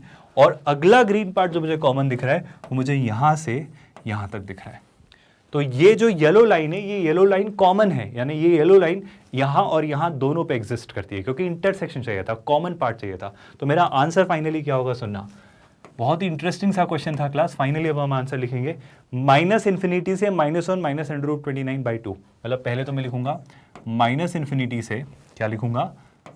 -1 minus √29 divided by 2 and obviously इसको इंक्लूड करना है, इस पे डार्क सर्कल है तो मैं इस पे क्या लगूंगा, क्लोज ब्रैकेट। और क्या चाहिए, और मतलब इंग्लिश वाला, और ये होगा या फिर ये होगा या फिर ये होगा, यानी यूनियन, मतलब अब ये भी होगा, यानी मैं क्या लिखूंगा, यूनियन। कहां से कहां तक, इससे इस तक, बट इनकी एक्चुअल वैल्यूज क्या है, ये वाली। मतलब अब जो मैं लिखूंगा वो क्या होगा क्लास, अब जो मैं लिखूंगा वो होगा, जल्दी से सुनिएगा, अब जो मैं लिखूंगा वो होगा 1 माइनस √5 डिवाइडेड बाय 2, और यहां पे क्या लिखेंगे क्लास, 1 प्लस √5 डिवाइडेड बाय 2, और इन दोनों पर क्लोज्ड ब्रैकेट, इसलिए क्योंकि ये दोनों पार्ट कॉमन है, दोनों पार्ट इंक्लूडेड है। और आई होप आपको ये दिख रहा है, अभी तक हमने -2 और 2 को तो वैसे भी इंक्लूड नहीं किया है। ठीक है, आगे बढ़ते हैं क्लास। अगला पार्ट कौन सा है, ये वाला पार्ट, जिसमें मैं क्या लिखूंगा, यहां से वहां तक, तो ये मैं लिखूंगा यूनियन, ये वाला पार्ट इंक्लूड करना है, तो इसमें लिखेंगे हम, जल्दी से देखिए, ये क्या लिखेंगे भाई, -1 प्लस √29 डिवाइडेड बाय 2 से लेकर इन्फिनिटी तक, और इन्फिनिटी पर ओपन ब्रैकेट। क्या ये पूरा सोल्यूशन आपको समझ आया, क्या ये पूरी कहानी आपको क्लियर है, इसमें किसी भी स्टेप में कोई डाउट है तो पूछिए। आई होप ये पूरा येलो वाला पार्ट समझ आया। येलो वाला पार्ट कैसे है स्टूडेंट्स, कि इस ग्रीन लाइन में और इस लाइन में मुझे जो कॉमन दिखा था वो ये दिखा था, ठीक है। फिर इस वाले ग्रीन, मतलब आगे देखो तो यहाँ पे पूरा रेड था, बस ये ग्रीन था, तो कुछ कॉमन नहीं था। यहाँ पे देखा तो ये जो हल्का सा पार्ट है, ये पार्ट भी ग्रीन था दोनों जगह, तो हमने ये इंक्लूड किया। फिर देखा तो यहाँ ग्रीन है लेकिन यहाँ नहीं है, यहाँ ग्रीन है लेकिन यहाँ नहीं है, तो आगे देखा तो ये वाला पार्ट पूरा दोनों जगह मुझे ग्रीन मिला। तो इंटरसेक्शन का मतलब क्या होता है, कॉमन पार्ट जो दोनों जगह मौजूद है। तो फाइनली ये आपका क्या होगा, आंसर। आई होप बहुत कन्फ्यूजन नहीं है, बहुत डाउट नहीं है, बहुत क्वेरीज नहीं है। आई थिंक यहाँ तक सारी चीज़ें क्लियर हैं, और अगर ये क्वेश्चन समझ आया तो थोड़ा और आगे बढ़ते हैं और नए कंसेप्ट्स को हम एक्सप्लोर करेंगे और नई चीज़ें सीखने की कोशिश करेंगे। तो आपके फाइनली सारे क्वेश्चंस हो चुके हैं जो हमने 5 क्वेश्चंस उठाए थे। पार्ट 4 मेजरली एम्फेसाइज था, पार्ट 4 का मेजर कंसर्न था कि हम मॉड और इनइक्वालिटीज़ को एक साथ जब मर्ज करके पूछा जाए तो सारे अलग अलग केसेस एक्सप्लोर करें। तो आई होप आपको सब तरह के केसेस समझ आए कि एक स्टैंडर्ड सा इजी सा क्वेश्चन दे दिया जाए तो कैसे सोचेंगे, इस तरह के क्वेश्चंस में कैसे सोचना है, जो स्टैंडर्ड सी प्रॉपर्टीज हमने सीखी हैं यहाँ पे कैसे वर्कआउट करते हैं वो जोन्स में डिवाइड करके, और इस तरह के क्वेश्चंस में कितना दिमाग लगाना पड़ता है। ऑल्दो ये थोड़ा सा ट्रिकी बन गया, मतलब लेंदी बन गया, वरना इतने लेंदी क्वेश्चंस नहीं आएंगे। मतलब अप्रोच यही रहेगी जो हमने की है, बट इतना लेंदी बने ऐसा ज़रूरी नहीं है। चलिए, अगर इतना समझ आए तो थोड़ा और आगे बढ़ेंगे क्लास, आगे वाली स्लाइड्स को देखते हैं। आई होप ये सारे सोल्यूशंस आपने नोट डाउन किए, और सारे नोट्स आई एम श्योर आप बनाते चले जा रहे हो, मुझे यकीन है ना। तो फाइनली अब आपका वो हिस्सा आता है जहाँ पे हम चीज़ों को और आगे बढ़ाएंगे। So this is called greatest integer function. आपके DPP 1 के सोल्यूशन में हमने ग्रेटेस्ट इंटीजर फंक्शन डिस्कस किया था, लेकिन वहाँ पे मैंने बस एक हल्की सी ग्लिम्स आपको ग्रेटेस्ट इंटीजर फंक्शन और फ्रैक्शन पार्ट फंक्शन की दी थी। यहाँ पे ये मत मान लीजिएगा कि आप तो ग्रेटेस्ट इंटीजर फंक्शन ऑलरेडी पढ़ चुके हो तो ये वाला पार्ट इस वीडियो का देखने की जरूरत नहीं है। ये वाला पार्ट बहुत ध्यान से देखेगा, क्योंकि अब मैं ग्रेटेस्ट इंटीजर फंक्शन और उसकी प्रॉपर्टीज डिटेल में एक्सप्लेन करूंगा। तो जल्दी से एक बार खुद से डेफिनेशन पढ़िए स्टूडेंट्स। चलिए, आई होप ये डेफिनेशन पढ़ के आपको ये समझ आया कि ग्रेटेस्ट इंटीजर फंक्शन कैसे बिहेव करता है, क्योंकि हम ये ऑलरेडी पढ़ चुके हैं तो अब आपको बहुत इजीली समझ आया होगा। नहीं आया तो एक बार फिर से पढ़ेंगे बहुत ध्यान से। Greatest integer function, this sign stands for the greatest integer that is less than or equal to x. The greatest integer which is less than और इक्वल टू एक्स। क्या आपको ये डेफिनेशन रिकॉल हो रही है जो हमने DPP 1 के इनिशियल डिस्कशन में की थी? आई होप ये डेफिनेशन आप रिकॉल कर पा रहे हैं, नहीं तो फिर भी हम इसे समझेंगे। ध्यान से देखिए फिर से, greatest integer of x is also called integral part of x. तो कभी कभी क्वेश्चन में क्या दिया रहेगा, कभी कभी क्वेश्चन में हर बार ग्रेटेस्ट इंटीजर फंक्शन वो लिखे जरूरी नहीं है, मतलब इसकी जगह ये भी लिख सकता है इंटीग्रल पार्ट ऑफ एक्स। तो आपको इंटीग्रल पार्ट ऑफ एक्स देख के भी ये क्लिक होना चाहिए कि वो ग्रेटेस्ट इंटीजर फंक्शन की ही बात कर रहा है। अच्छा, इसके अलावा 2 नाम और होते हैं हमारे फ्रैक्शन पार्ट और ग्रेटेस्ट फंक्शन के, सीलिंग फंक्शन और फ्लोर फंक्शन। ऑल्दो उनकी फंक्शनैलिटी, बिहेवियर हम सब डिटेल में समझे, बट फिलहाल अभी ग्रेटेस्ट इंटीजर फंक्शन को ध्यान से समझो। देखो फिर वो क्या कह रहा है, it is obvious that x is an integer then greatest integer of x is x। क्या आपको ये बात याद है, हमने डिस्कशन किया था? जल्दी से कुछ एग्जाम्पल से फटाफट क्लियर करेंगे। क्या तुम जल्दी से रिकॉल कर पा रहे हो? जैसे हमने सीखा था 3.4 का, What is the greatest integer function of 3.4? इसका इंटीग्रल पार्ट देखो, जल्दी से सोचो। हमने इसे इंटीग्रल पार्ट ऐसे सोचने का सोचा है कि सर 3.4 नंबर स्केल पे यहाँ कहीं होता है, क्योंकि ये सब बातें आपने पढ़ ली हैं, तो आई होप ये इमेजिन कर पा रहे हो कि नंबर स्केल पे 3.4 यहाँ होता है, और 3.4 से जस्ट छोटा इंटीजर कौन होगा भाई? 3। मतलब इससे छोटे इंटीजर्स तो काफी सारे होंगे, बट 3.4 से, या तो 3.4 खुद एक इंटीजर हो, जो कि नहीं है, तो 3.4 से छोटे सारे इंटीजर्स में 3.4 के इक्वल और उससे छोटे सारे इंटीजर्स में, ऑब्वियसली पहली बात तो 3.4 एक इंटीजर नहीं है, तो इससे छोटे सारे इंटीजर्स में जो सबसे बड़ा इंटीजर है, that is the greatest integer. So 3.4 से छोटे सारे इंटीजर्स में जो सबसे बड़ा इंटीजर है, दैट्स 3। तो मैं कहूंगा कि सर 3.4 का ग्रेटेस्ट इंटीजर फंक्शन कितना आता है? 3। क्या सारी बातें आप रिकॉल कर पा रहे हैं? और अगर इतना रिकॉल किया तो हम थोड़ा और आगे बढ़ते हैं क्लास।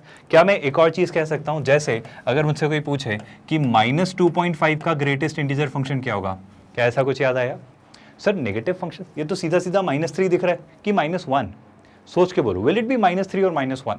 चलो कुछ क्लिक ना करें, हमेशा क्या करेंगे? नंबर स्केल पे जाएंगे, -2.5 को प्लॉट करेंगे। इमेजिन करो, अच्छा ये सारा काम ना चाहो तो ब्रेन में क्या करो, मतलब अभी मैं लिख के बता रहा हूं क्योंकि मैं चाह रहा हूं कि तुम ऐसा विजुअलाइज करो, पर ये सारी इमेजेस ब्रेन में बनी चाहिए। मतलब ब्रेन में सोचना चाहिए कि 2.5 कहां बनेगा, मतलब -2.5 यहाँ होगा, इसके जस्ट लेफ्ट में कौन होगा? तो इसके जस्ट लेफ्ट में सर कौन होगा? -3, क्योंकि -1 तो इधर होगा ना, मतलब टू बी वेरी ऑनेस्ट पहले -2 आएगा फिर -1 आएगा।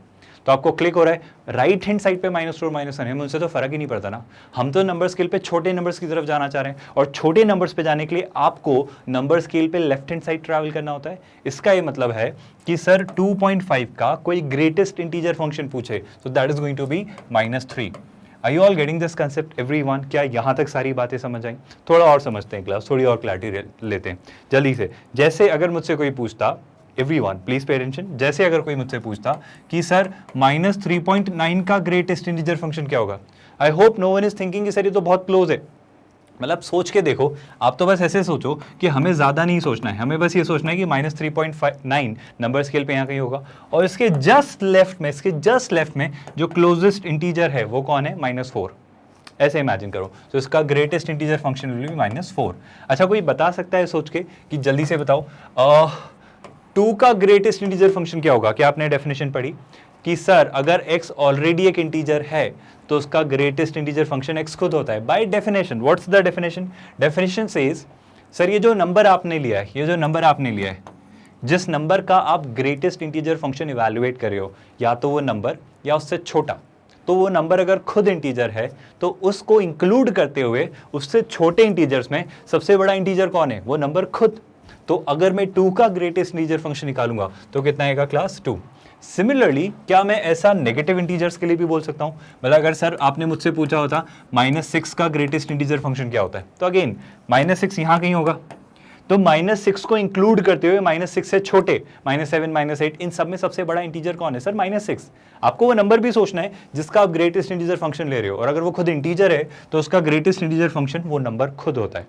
क्या आपको ग्रेटेस्ट इंटीजर फंक्शन का कंसेप्ट ब्रेन में कंसोलिडेट हो रहा है? क्या आप ये ब्रेन में डाइजेस्ट करवा पा रहे हो अपनी ये बात कि ग्रेटेस्ट इंटीजर फंक्शन कैसे बिहेव करता है, उसको कैसे इमेजिन किया जाना चाहिए, और वो कैसे फाइनली आउटकम देता है? अगर ये बात क्लियर हो रही है तो जल्दी से 2 बातों की ओर जवाब दो जो हम ऑलरेडी डिस्कस कर चुके हैं, बट एक बार जल्दी से for the sake of getting more clarity हम जल्दी से डिस्कस करेंगे। क्या जल्दी से 0.2 का मुझे तुम ग्रेटेस्ट इंटीजर फंक्शन बता सकते हो? इमेजिन करो ब्रेन में, मतलब नंबर स्केल पे कहीं ना कहीं 0.2 है, 0.2 के जस्ट लेफ्ट में कौन होगा? सो 0.2 के जस्ट लेफ्ट में 0 होगा, मतलब 0.2 का ग्रेटेस्ट इंटीजर फंक्शन कौन है? 0। क्या आपको ये बात क्लियर हुई? अच्छा ऐसे सोचो, अगर मैं पूछता आपसे 0.7 का ग्रेटेस्ट इंटीजर फंक्शन कौन है, तो इस बार सोचना 0.7 के जस्ट लेफ्ट में 0 नहीं है, वो तो राइट में है sir. I am really sorry, मैं -0.7 बोल रहा हूं, मैं बोल रहा हूं -0.7 के जस्ट लेफ्ट में 0 नहीं है, इस बार -1 है, 0 तो राइट हैंड साइड है। मतलब अगर इमेजिन नहीं कर पा रहे हो तो मैं कह रहा हूं कि जब यहां पे बात थी तो ये था 0.2 के लेफ्ट में, राइट लेफ्ट मोस्ट एकदम इमीडिएट लेफ्ट में जो इंटीजर था दैट वाज 0, और इसलिए हमने कहा कि 0.2 का ग्रेटेस्ट इंटीजर फंक्शन 0 था। लेकिन अगर मुझसे कोई पूछे कि -0.7, तो शैल आई से -0.7 यहां कहीं होगा, तो 0 तो उसके राइट हैंड साइड में है ना, तो अगर -0.7 का अगर कोई ग्रेटेस्ट इंटीजर पूछे तो वो क्या होगा भाई? -1।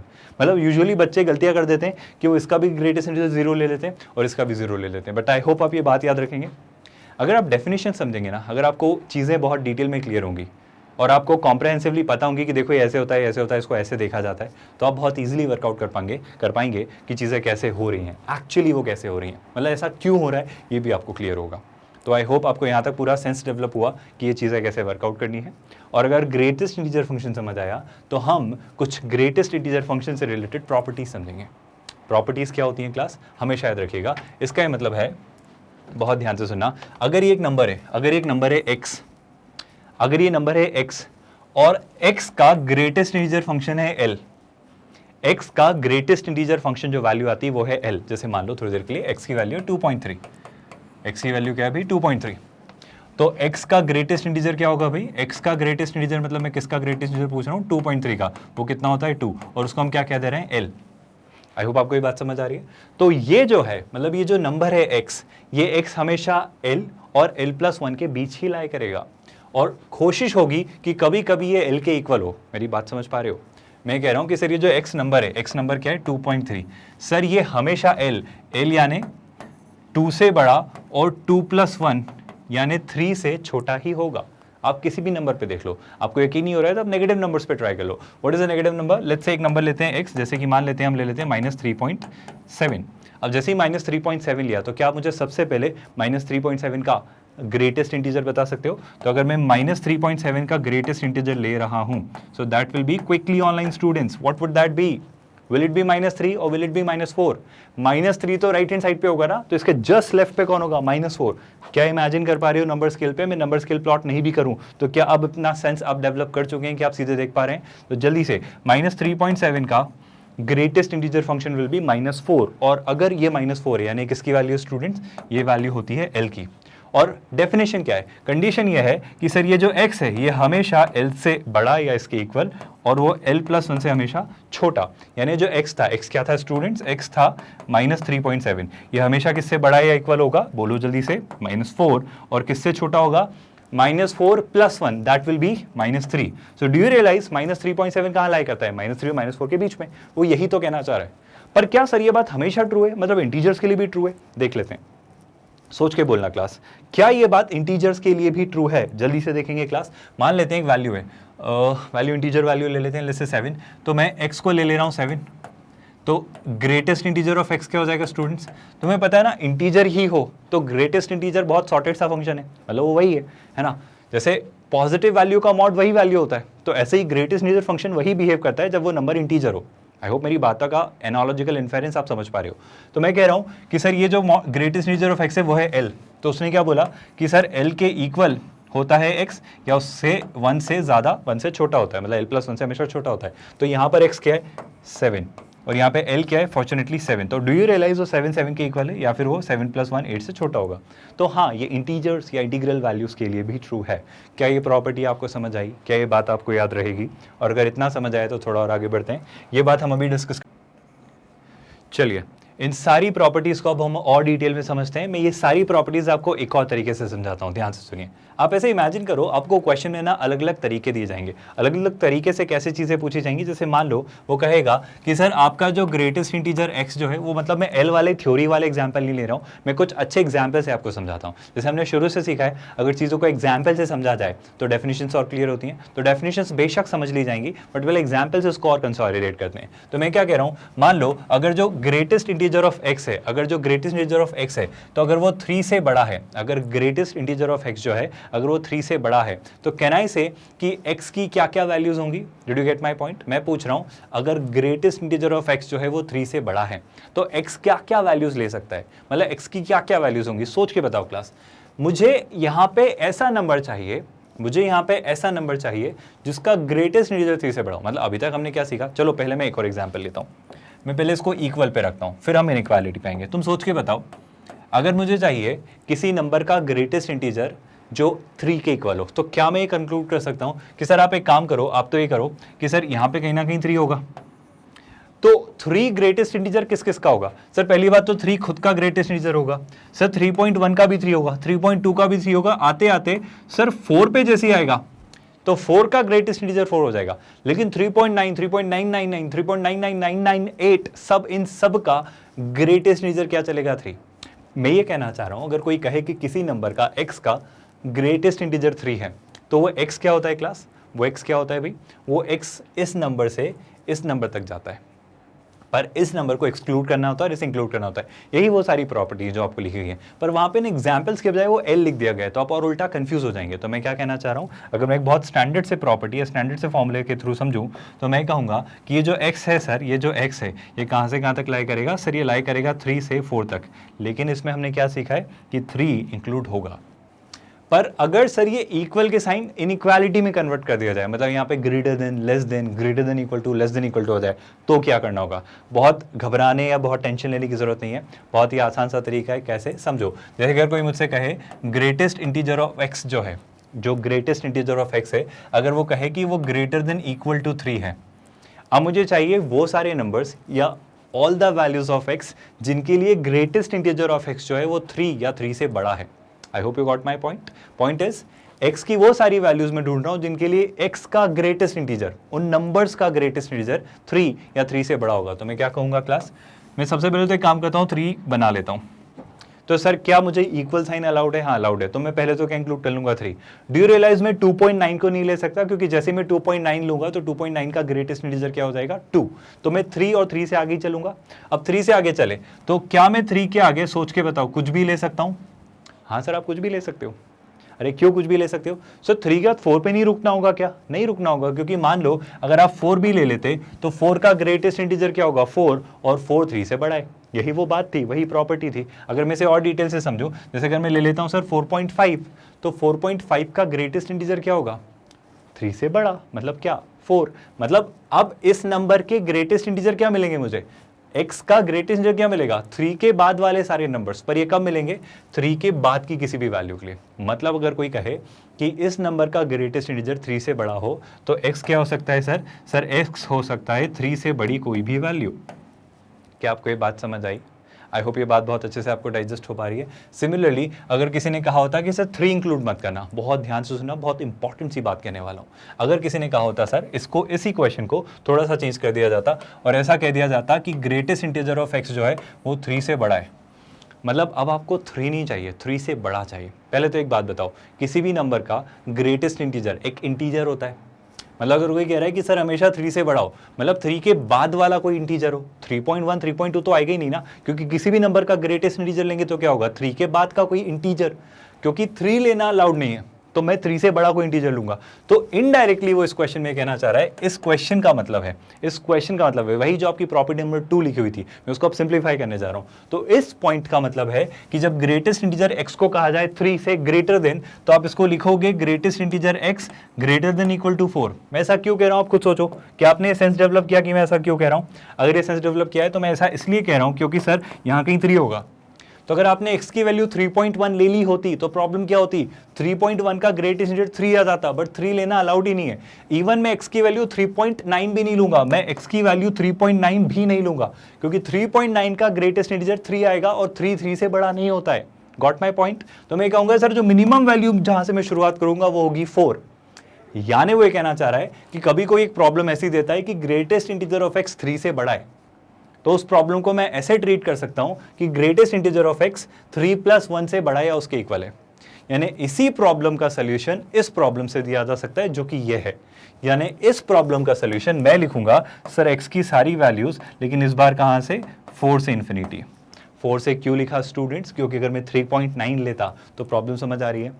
क्या आपको प्रॉब्लम समझ आ रही है? किसकी सर अगर मैं 3.9 ले लेता, अगर मैं 3.9 ले लेता तो 3.9 का ग्रेटेस्ट इंटीजर 3 होता और 3 से बड़ा नहीं है, 3 के इक्वल है। तो मुझे शुरुआत कहाँ से करनी होगी? 4 से। तो एक तरह की प्रॉब्लम जब ऐसा कुछ लिखा रहे तो आप वहीं से शुरू कर देना। एक तरह की प्रॉब्लम जब इक्वल का साइन नहीं हो तो आप उसको +1 कर देना और ऑब्वियसली इक्वल के साइन में कन्वर्ट कर देना। मेरा ये कहना है कि इनको एज अ थ्योरी याद रखने के बजाय कंसेप्चुअली समझो, क्योंकि तुम चीज़ों को जितना कंसेप्चुअली समझ के रखोगे ना उतना अच्छे से याद रख पाओगे। आई होप ये सारी बातें आपको क्लियर हुई। चलिए थोड़ी और प्रॉपर्टीज डिस्कस करते हैं। अगर हमने ग्रेटर देन साइन डिस्कस किया तो क्या लेस देन भी बन सकता है सर? कोशिश करते हैं, देखते हैं जो भी होगा। तो मैं कोशिश करने वाला हूँ लेस देन साइन पे काम करने की, पर फिलहाल लेस देन इक्वल टू से शुरू करते हैं। मैं कह रहा हूँ सर कि ये जो ग्रेटेस्ट इंटीजर ऑफ एक्स है, ये जो ग्रेटेस्ट इंटीजर ऑफ एक्स जो है वो मैं चाह रहा हूँ कि सर लेट्स से वो 7 से छोटा हो।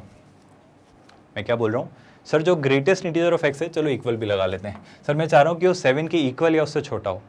बहुत ध्यान से सुना, बहुत इंटरेस्टिंग सी बात होने वाली है, आपको बहुत मजा आने वाला है। चलो मैं पहले इक्वल नहीं लगाता हूँ, इक्वल लगाऊंगा तो एक नई चीज़ आएगी जो आप देखोगे। पहले हम बिना इक्वल लगाए देखते हैं। तो मैं क्या कह रहा हूँ, एक नंबर है जिसका ग्रेटेस्ट इंटीजर लेना है और वो 7 से छोटा होना चाहिए। ये कब होगा वो सोच के देखते हैं।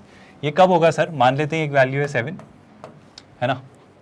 अब मुझे चाहिए वो सारे नंबर्स जिनका ग्रेटेस्ट इंटीजर 7 से छोटा हो। क्या 7 लेना अलाउड है? सर 7 नहीं ले सकते।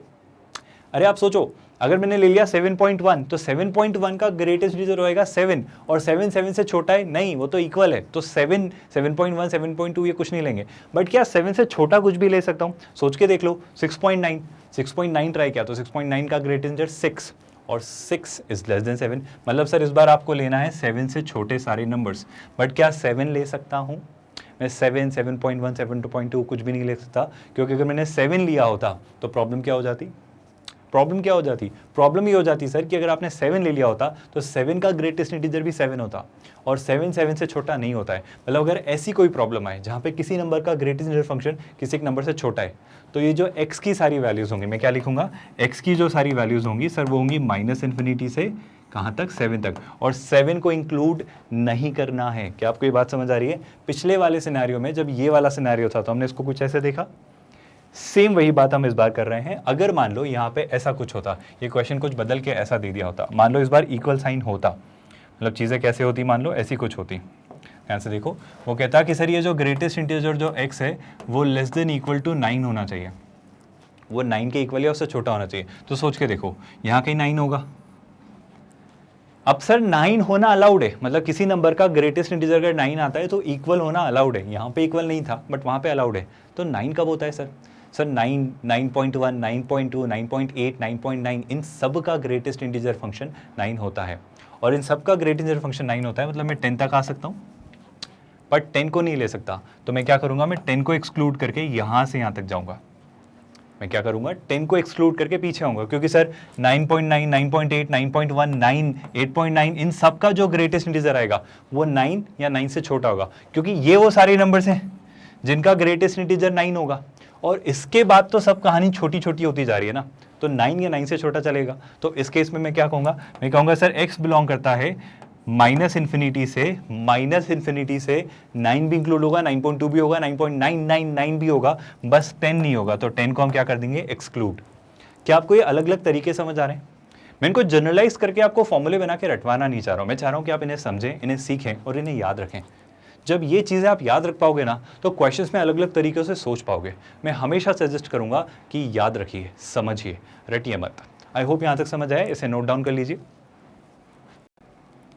आई होप आपको ग्रेटेस्ट इंटीजर फंक्शन की ये सारी प्रॉपर्टी समझ आई। कुछ और ग्रेटेस्ट इंटीजर फंक्शन की property, fraction part function, fraction part और ग्रेटेस्ट इंटीजर की कंबाइंड कुछ प्रॉपर्टीज, और इन पर अब अगले कुछ क्वेश्चंस जिनके थ्रू हम इन कंसेप्ट्स को कंसोलिडेट कर पाएं, ये हम सारे नई चीज़ें अगले लेक्चर में डिस्कस करेंगे। सो फिलहाल के लिए इतना ही। आई होप ये सारी बातें आप जानते हैं। नेक्स्ट वीडियो में आपको आने वाली सारी चीज़ें हम डिस्कस करेंगे। फिलहाल के लिए आई होप यू नो www.magnetbrains.com पर सारी चीज़ें आपको फ्री ऑफ कॉस्ट अवेलेबल है। यानी ये पूरा IIT JEE का module, physics, chemistry, maths, everything is there on the website. जैसे ही आप मैथ्स वाले सेगमेंट पर क्लिक करेंगे, जैसे ही आप मैथ्स वाले सेगमेंट पर जाएंगे, तो यहाँ पर आप क्लिक करके सारे मैथ्स के वीडियोज़ देख सकते हैं। जैसे ही आप मैथ्स पर वॉच नाउ पर क्लिक करेंगे, इस तरह का एक नया टैब ओपन होगा जिसमें मैथ्स के सारे वीडियोस, सारे lectures topic wise, chapter wise organized होंगे। सारी DPP, उनके video solutions, everything is properly arranged और organized here in this section. जब इसे आप और कंटिन्यू करेंगे, वॉच नाउ पर क्लिक करेंगे फाइनली यहाँ पर, तो ये सारे वीडियोस भी ओपन हो जाएंगे और इन्हें भी आप देख सकते हैं। सो आई होप यू अंडरस्टैंड कि आप मैग्नेट ब्रेन्स की वेबसाइट पर सारी चीज़ें फ्री ऑफ कॉस्ट एक्सेस कर सकते हैं। And that's why I am saying that it is 100% free of cost module. This is a completely free module जिसमें आपको ये सारी चीज़ें मिलती हैं। आई होप आपको वीडियोस पसंद आ रहे होंगे, तो ज़रूर लाइक करिए। अगर आप अपडेटेड रहना चाहते हैं तो चैनल को सब्सक्राइब करके रखिए। और अगर आप चाहते हैं कि कुछ ज़रूरतमंद लोगों तक जहाँ ये चीज़ें पहुँचनी चाहिए, अगर ये वहाँ तक पहुँचे तो ज़रूर इन सारे लेक्चर्स को शेयर करिए। With that, we are calling it a day. Thank you so much.